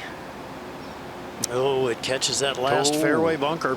I thought it'd get across the corner of it. Yeah, it was just a little too far left. Now, McIlroy's played 3-wood off this tee a couple of times this week. Playing to the wider area. And he's got that club again. Not a long hole. Get it in the fairway, get it in position. You're only going to hit it 9-iron or a wedge. Good swing. Yeah, this is right down the gut. Perfect. Yep. Right up onto the flat. Be looking right down at the green. So a huge putt at 16. Excellent tee shot at 17. And McIlroy seems to be in control at the moment. But Schauffele will have something to say about it if he can knock this putt in, Bones. Yeah, absolutely, and he and his caddy Austin are paying a lot of attention to what's going on behind him. They came right over to me after hearing that roar coming from the 16th green, asking me whether or not it was for birdie or for par. So I let him know what was going on. He's well aware of the situation. He's not thrilled, obviously, with his shot on this particular hole from 125 yards, but what he did leave himself here is a putt that's uphill with very little movement. Now, Schauffele has managed to birdie the 17th twice so far this week as well.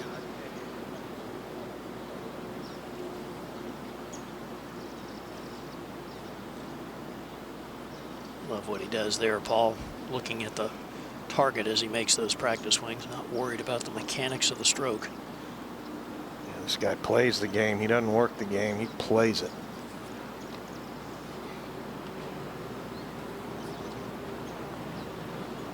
Get it. Get it. Did he hit it? Oh, no.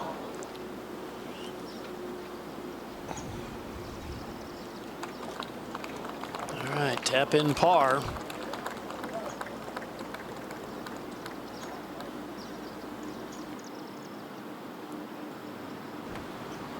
All right, back up at 18. Third for Thomas.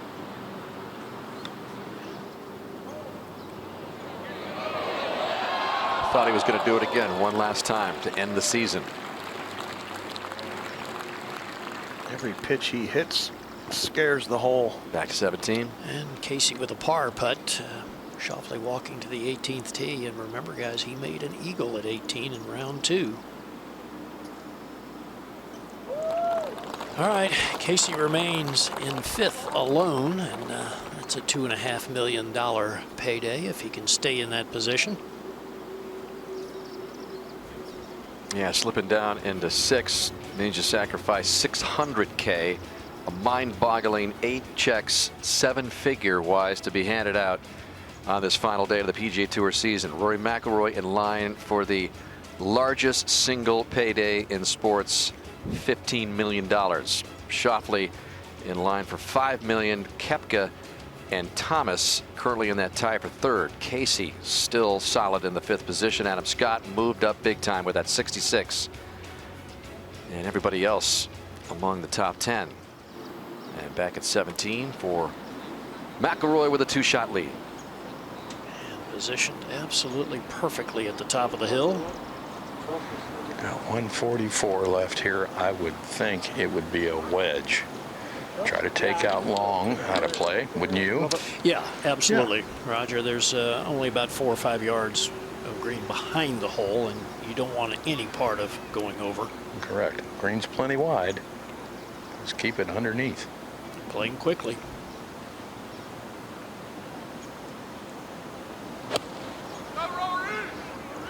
He flighted this a little lower than many of his wedges. Yeah, nice. Yeah, that's fine. Yep, very good. 15 feet or so, and importantly, up the hill. Well, we've only seen one other player play from this bunker today, Roger. That was John Rahm, and he was unable to make a par. Not the easiest of shots. Right, 109, pretty good lie. Got to get it up quickly. Well, he made good contact. Left of the hole. Oh, yeah. Okay. Whoa. Beautifully done. 18. Thomas to conclude his 18-19 season with a birdie. Another fine season for Justin Thomas. Picked up that first win last week of the season at the BMW and is in that third position right now for a hefty $4 million payout if he was to stay there. A little $1 million 2.5 footer. He just casually tapped right in. So McIlroy safely on the green at 17. And if Schauffele does not eagle 18, McIlroy can just par in and win the FedEx Cup. Nobody's eagled this hole today and only 2 for the week. It's going to be a tall order, Bones. Needs to stripe one off this tee, much like he did on the 17th.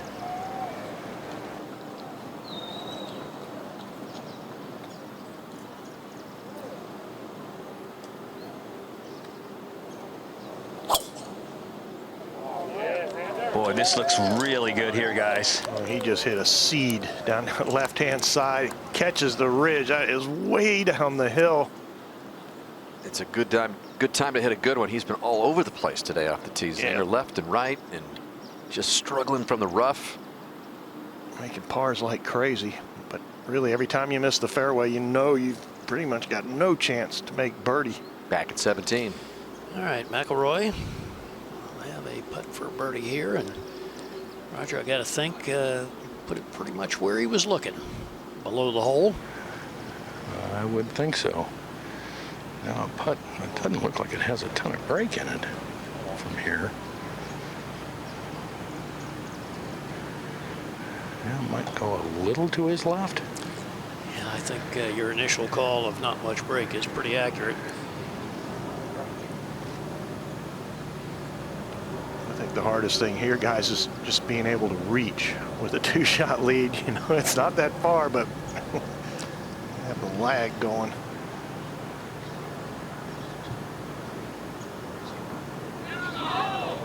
Oh, this looks good. Right in the middle. No trouble there. Reached it without any problem, Paul. He just poured it right into the center of the cup. You know, that's a lot of that's your mindset. Well, you've touched on it, how much improved his putting is. Best season of his career in the strokes gained putting statistic. Yep, that would have gone in a shot glass, Gary. And he's showing it off here with a great putt at 16 and another one at 17. Koepka for his birdie. And a brilliant 3 from the fairway bunker. Koepka to 13 under. I'll tell you what, you cannot hit putts like that, Gary, unless the physical and the mental converge. Rory McIlroy showing that $15 million can't make him choke. And that just about seals the deal as long as McIlroy gets down the hill here at the par 5 18th with a par. Who knows, he may not even need that. Schauffele's down there in good shape to give it a go, to maybe have a chance to get to 16 under. Well, those 2 putts, 16 and 17, all world for Rory McIlroy. A few years ago, maybe his putting was considered one of the weakest parts of his game, but not anymore. He will be able to draw on those 2 putts for the rest of his life.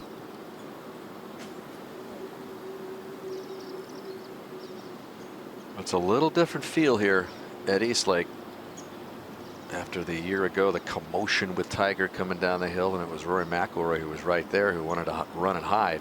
It happens a lot when a guy, you watch a player win the year before, you come back the next year and win. It's happened at the Masters several times. Looks like it's going to happen here this week.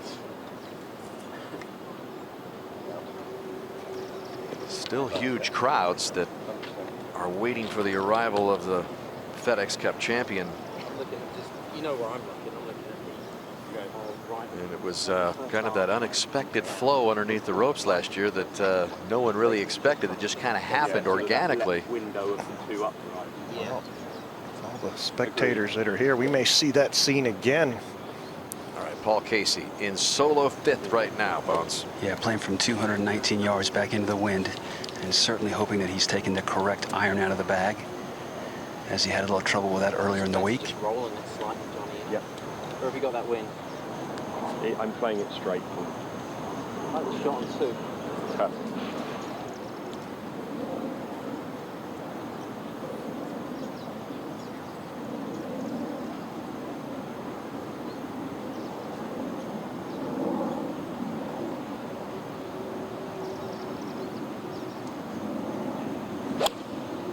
Five iron off a downhill lie, trying to turn it back to the hole. Is it enough? Almost, Bones.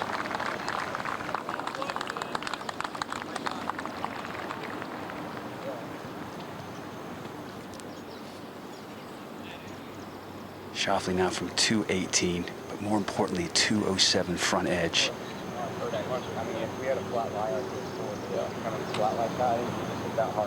What he'd love to do is fly this just a yard on the green.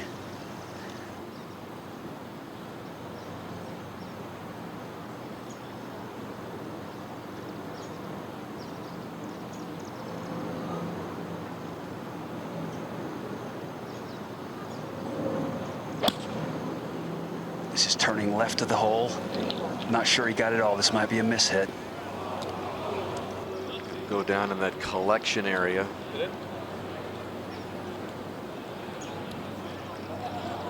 So it's going to take a miraculous little pitch out there or bump up the hill for Schauffele to roll in an eagle to get to 16 under. And McIlroy continues to wait his turn up the hill. I'll guarantee you this is the most relaxed he's been in about an hour.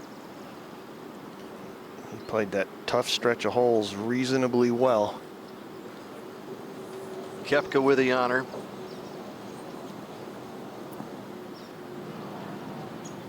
Tied for 3rd right now with Thomas at 13 under. Thomas in at that number.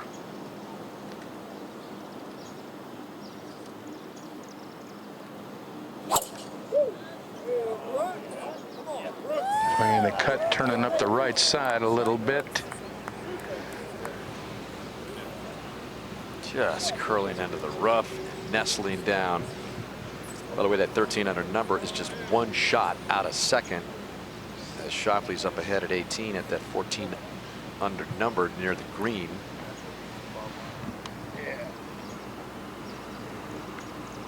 He's got the big stick out.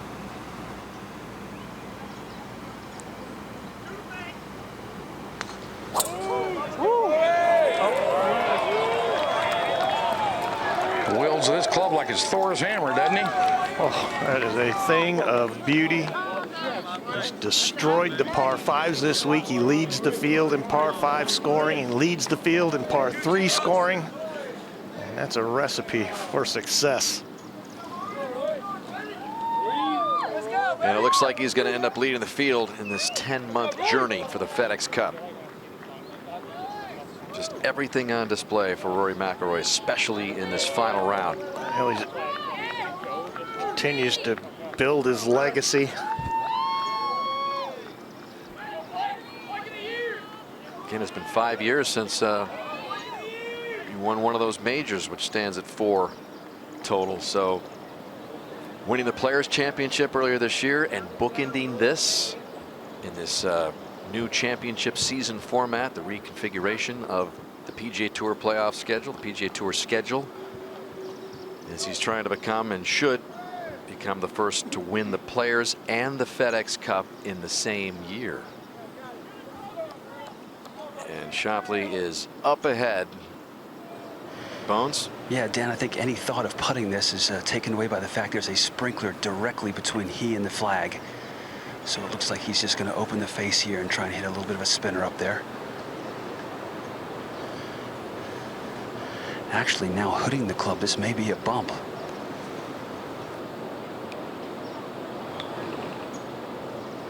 Just in front of that sprinkler head. And so a birdie putt from that distance to get Schauffele to 15 under, distance himself a little bit more from Koepka, who's behind him at 13 under. So Schauffele, this could be a huge putt for solo second. It's at least $1 million putt, which is $5 million. Third is $4 million. In this mammoth new FedEx Cup payout at the Tour Championship. We got that tweet from Jack earlier. He made about $5 million in his entire career, and that's going to be the second place paycheck this week. What a difference.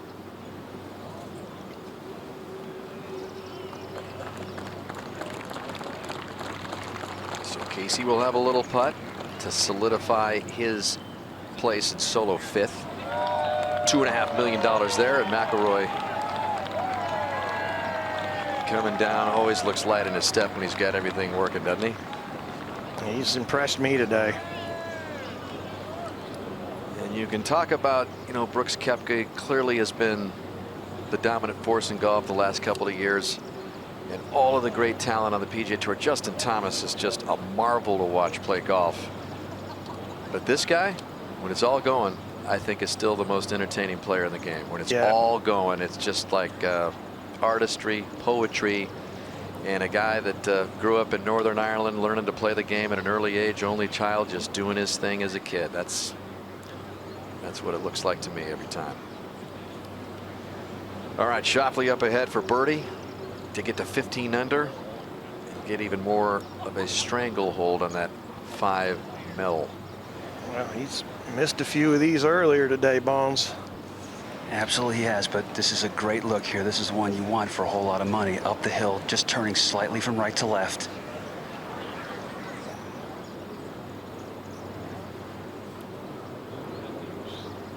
Get the look in his eyes. Just a couple of years ago, he had that putt that just wiggled in to put away the Tour Championship.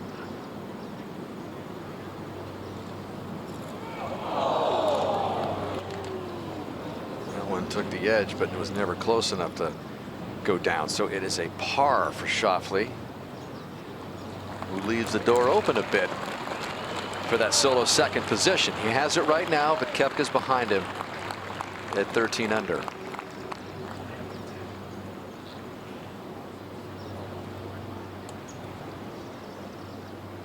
And Casey can just make a par here to remain at 9 under, although this would get him to 10 under. So Casey right smack in the middle solidly for a $2.5 million payout.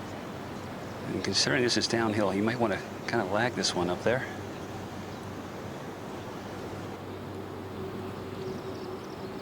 He did. That's embarrassing. He knew his position. He knew exactly what he needed to do. He would proudly take his hat off and collect. A lag for $2.5 million, do it every time. It is just crazy, the amount of dollars we were talking about down the stretch. So the last kind of shuffle in that category that Koepka can wrestle away a few bucks from is from Schauffele. He's at 13 under from the rough here.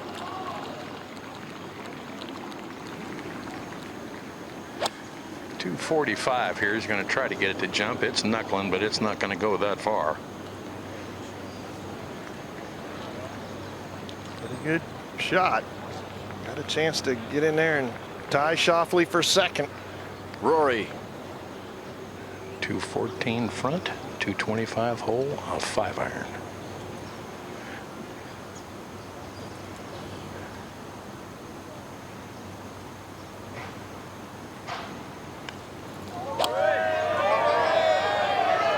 Yeah, this is well right of the hole. That's just about where Tiger hit it last year in 2, didn't he? Yep. And Rory was with Tiger last year, but a much different feel this time around. In fact, the officials doubled the ropes this year. We were leaving our tower last night, and they doubled up those ropes. You can see him alongside Rory there after what happened last year when everybody slipped underneath there, and officials were unable to contain the hysteria and the crowd that came down to welcome Tiger home for his first victory in 5 years. But what a difference a year makes. I think McIlroy, it's his time to shine at Eastlake.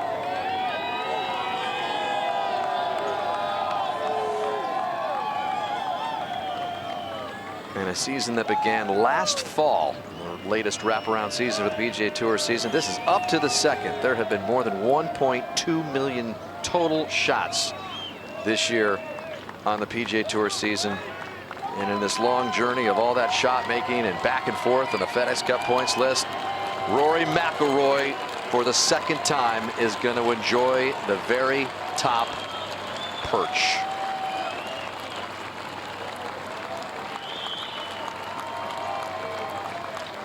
He was just kind of fighting for his life last year with that crowd. Got a little scary as they enveloped him and Tiger, but under control this year. Be a cool tradition to just let them all come out and run down the fairway, but it could get a little dicey as well. Approaching the 18th green, the 2016 FedExCup champion from Hollywood, Northern Ireland, Rory McIlroy.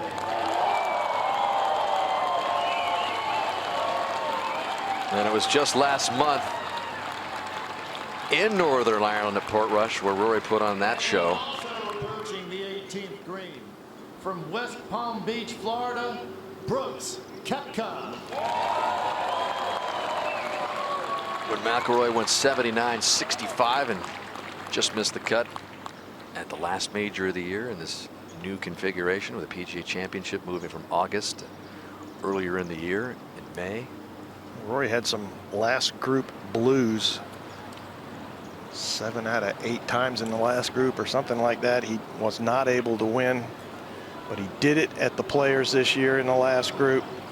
He's exacting some revenge on Koepka from that whooping he took in Memphis.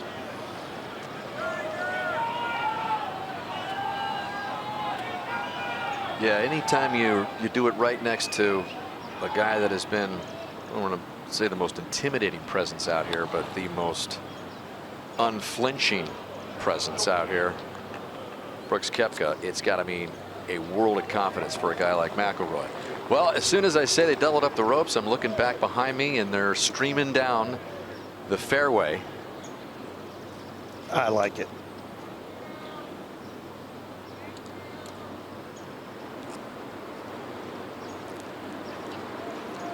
Third for McIlroy.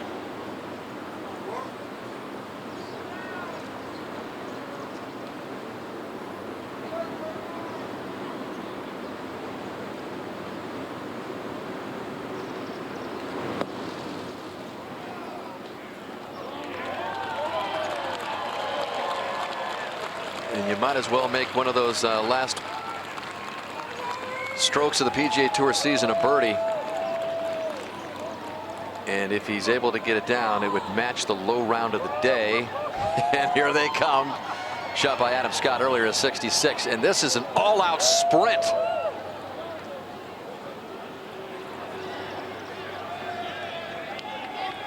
I guess Tiger started a tradition last year, Zing. He sure did.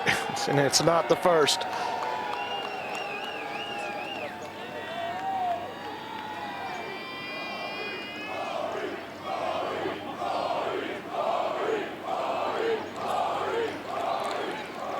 was Tiger last year, Rory this year. And this is a 16-foot putt for Brooks Koepka, a $1 million 16-foot putt. The difference between two-way tie for third and a two-way tie for second. Either $4.5 million or $3.5.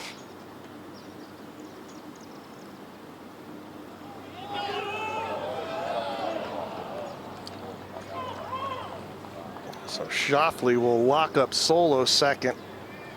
And $5 million.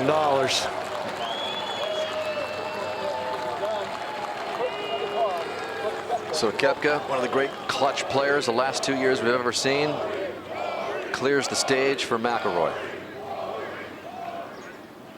What a year it's been for Rory McIlroy. And I tell you what, Dan, great putters all have one thing in common. They think they can putt. And I don't know that Rory's always felt that way, but I'm sure he does today. Why not end it with your 6th birdie of the day to match the low round?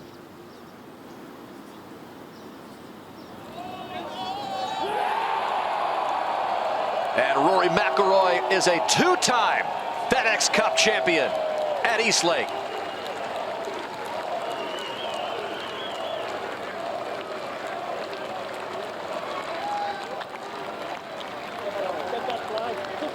His longtime boyhood friend Harry Diamond on the bag. They met when they were just kids on a putting green at Hollywood in Northern Ireland. And this kid has come a long way indeed. He's just climbed into the top 50 in the all-time PGA Tour career victory list with a win. His 17th already in Hall of Fame territory. And finishing out the 18-19 PGA Tour season with a birdie for a 66. He drove it like Nicklaus dreams about, and he putted like Ben Crenshaw.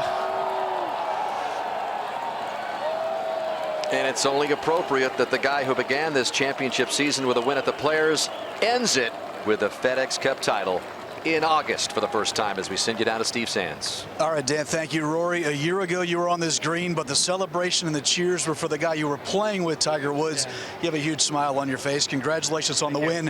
What was it like hearing your name chanted this time? It was pretty cool. I must say I didn't enjoy that walk last year like everyone else did. I played terribly. I got myself into the final group. I never took the fight to Tiger. You know, going up against the #1 player in the world today, you know, he got one over on me in Memphis, and I wanted to sort of try to get some revenge today. So to play like that, you know, alongside Brooks and get the win the FedEx Cup, yeah, it's awesome. You know, it's amazing, you know, how different things can be in a year. You have become just the second player along with Tiger Woods to win multiple FedEx Cups. The first, however, to win it in this point system. So how would you compare the pressure of today versus 2016, the first time you won it? Yeah, my goal today was to go and win, not the normal tournament, but win by even strokes, right? So, you know, if everyone started on even this week, my goal was to just shoot the lowest score of the week. And I think with that birdie on the last, I did that. That's why I was still concentrating on it.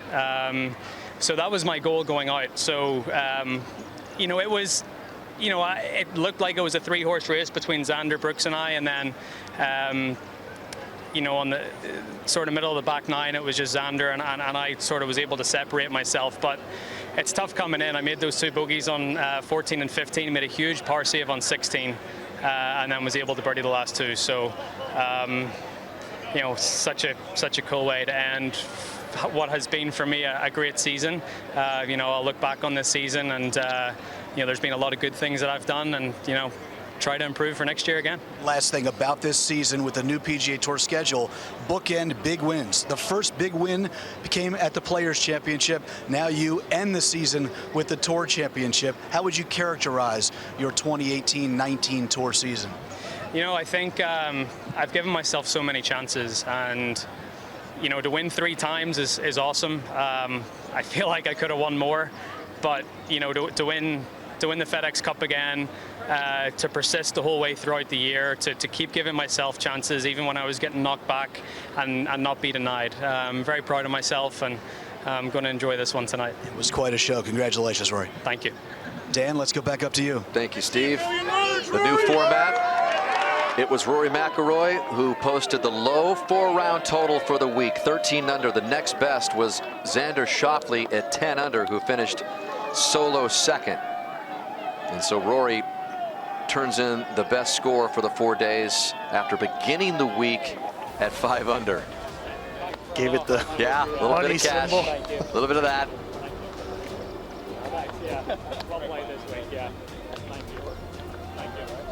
Yeah, I really like how these guys get along. Social media kind of forced that, but they are all genuinely happy for each other, and that's a couple generations removed from the attitude that we played with back when I was doing it. And I love it. That's his agent, Sean. And Rory McIlroy, a 4-shot victory with a closing birdie at the last to match Adam Scott's best final round of this Tour Championship at 66. Adam Scott in that 6th position, $1.9 million. Top 8 all there have checks with 7 figures in this $60 million total bonus pool. It is Rory McIlroy with his 3rd PGA Tour victory of the season. That equals Brooks Koepka for the most.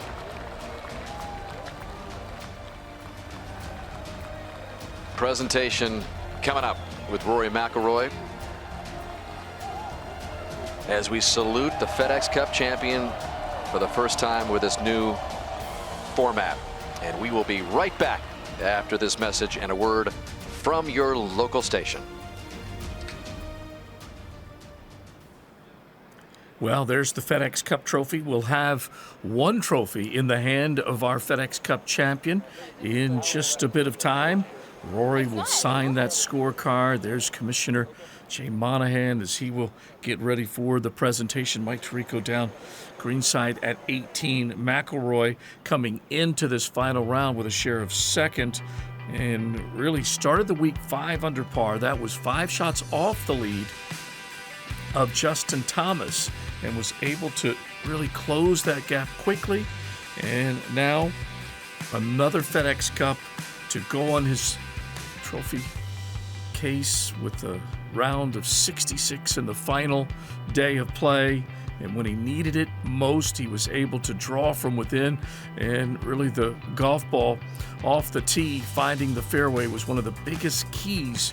But after 2 birdies, he gave 2 shots back and was then able to right the ship with a huge par save at 16, birdie at 17, and then finishing with a birdie at the last. Leading the field in driving distance coming into this final round, a whopping 316.5 yards, his average off the tee. No player has ever won the Players and the FedEx Cup in the same season until now. Rory has done it.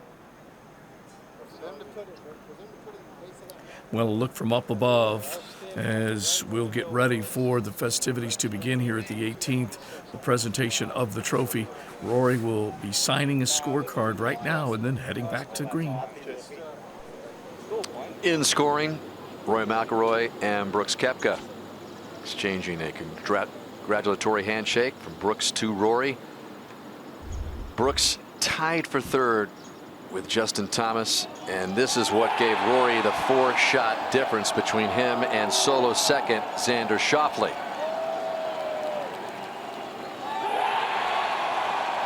And so much respect paid by Brooks Koepka today after he went step for step here with Rory McIlroy. It was close for a while. In the end, Paul Azinger, all week long we've been stressing you got to keep it in the fairway, and that's exactly what Rory McIlroy did when it counted the most on this final round. He was clutch cargo today, the way he drove the ball, but how about those putts? He has given himself something to draw on for the rest of his career today. All right, so Rory McIlroy came into the day 1 back of Brooks Koepka and went on a par streak, including this one at the 3rd to stay at 14 under. And it wasn't until the 6th hole that he picked up his first birdie. That was his 3rd, set it up. to get to 15 under. Koepka birdie the same hole, so McIlroy was still trailing by 1. And then a birdie putt at the 7th while Koepka was double bogeying the same hole. That was the huge swing as McIlroy made a back-to-back birdies to take a 2-shot lead. And then the second at the 12th after McIlroy reeled off a few pars in a row. This flag looked like it was off the green to the right, but you couldn't hide it from McIlroy. He went straight at it, and easy tap-in birdie there. And Koepka was bogeying 12 through 14. McIlroy was piling up the birdies. This was back-to-back to get to 18 under. He had a 5-shot lead at that point over Koepka, 3-shot lead over Schauffele. After 2 bogeys, though, by McIlroy, which kind of made it very interesting, a huge par putt at 16 to make it. Absolutely a giant putt. This one kind of just cemented the deal. The birdie at 17. 6 1-putts on the back 9 alone for McIlroy. He continued his mastery of the second 9 at East Lake. And then this was the last example of a driver that when it gets in the groove is as good as we've ever seen. Well, he destroyed the field in strokes gained this week off the tee by a large margin. He actually was the best strokes gained all year off the tee. That's his strength. He put it in the fairway all day today when he needed to. And I'll tell you what, if Rory McIlroy becomes a believer on the greens, watch out. Yeah, he gets the putter going along with the firepower off the tee. It's pretty much lights out. He's making his way over to the presentation before the fans here at East Lake. The FedEx Cup champion for the 2nd time to join Tiger Woods as the only multiple FedEx Cup champions. As we send you down to that presentation, and Mike Tirico. Mike. Thank you, Dan Hicks. And here is the PGA Tour's ultimate prize, the FedEx Cup. 13th time this has been won. It's been won by some of the biggest current names in the game, guys like Justin Thomas and Jordan Spieth. Tiger Woods has won it twice, and now there's another 2-time champion in Rory McIlroy. And here to do the honors, the commissioner of the PGA Tour, Jay Monahan. Thank you, Mike. As we conclude our season of championships here at the Tour Championship and crown our FedEx Cup champion for the 2nd time, I want to take a moment and thank the great fans of Atlanta for their support this week. For those injured yesterday, we could not be more thankful that you're at home, you're recovering, and you're okay. To our fans throughout the world who watched and followed the PGA Tour over the course of this season, thank you for a remarkable season. And to our tournaments, 46 of them, this being the final one, together put forward a remarkable 2019 season, and in the process raised over $200 million for charity.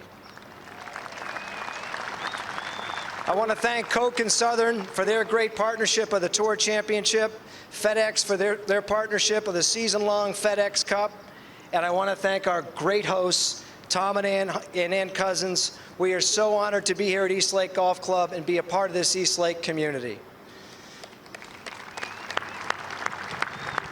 And it is now my great honor to hand the PGA Tour's ultimate prize, the FedEx Cup, to your 2019 FedEx Cup champion, Rory McIlroy.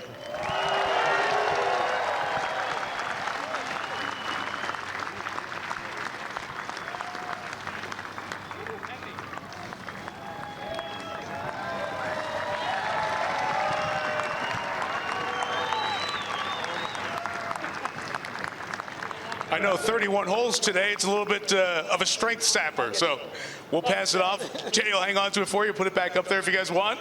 Would you come on over here? We'll spend another couple minutes with you. Congratulations, Rory, on the victory. One thing that you have done, as well as anybody on tour, is drive the ball. I think of Canada and how dominant you were, RBC Canadian driving the ball.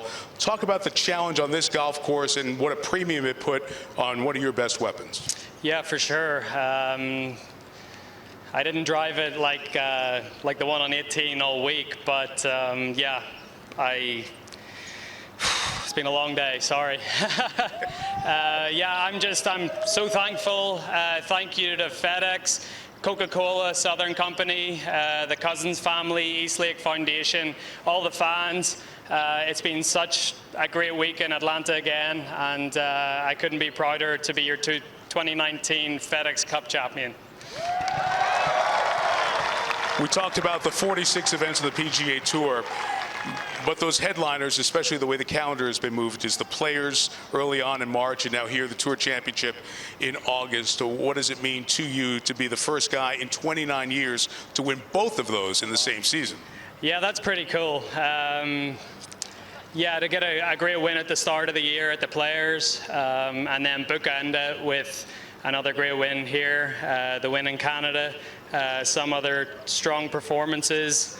It's been a great year for me, and you know, hopefully I've got a lot of more great years in me, and can't wait to be back here next year and try to win it again. You know, we always talk about family out here, and your mom and dad have been such a big part of your career, but your wife has been through a lot of this with you here this year. And you talked about the disappointment of being on this green last year as Tiger celebrated. Talk about your wife, your family, and the importance of their support to get you here and holding that trophy this year. Yeah, it's massive. I wouldn't be here if it wasn't for them. My mom and dad are back home, so hi, mom and dad. I'm sorry I haven't rang this week. I'll ring you later. My wife and my parents-in-law are over there. They're making the trip to Switzerland with us tonight. I'm playing in Switzerland next week. So yeah, it's awesome to have them here. I can't wait to see my mom and dad very soon and celebrate this win. Well, you, Erica, her parents, your parents get to celebrate, and for you, the culmination of a long year and a long season, but a tremendous season. What will stick out for you when you think back to this FedEx Cup championship season?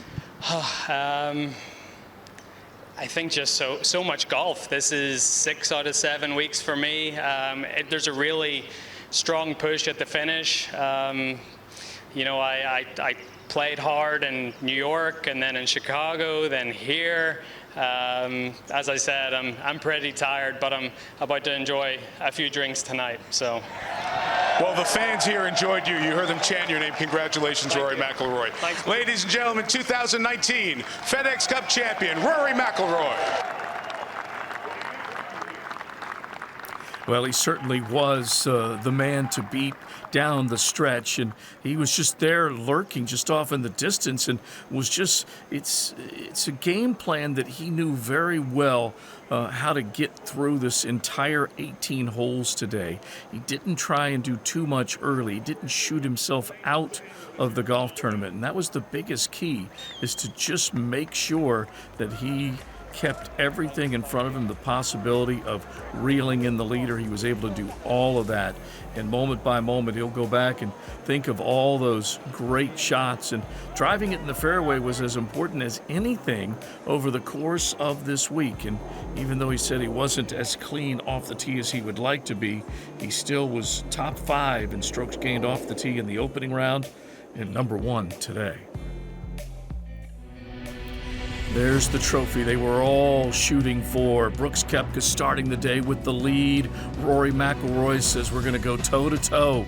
Xander Schauffele, he was trying to make his move and repeat as a Tour Championship winner. Koepka in trouble off the tee, and that was ultimately his undoing, and Rory ready to seize the moment as he stepped in, started executing shot after shot and setting himself up for putts to drop. And that's when he started to gain the confidence on the greens. The big birdie at 7, and it would continue on to the back 9. And after a couple of bogeys, a huge birdie at 17 to finish it out. You can log on to PGATour.com and listen exclusively to the press conference. This concludes the PGA Tour's final round coverage of the Tour Championship from East Lake Golf Club in Atlanta, Georgia.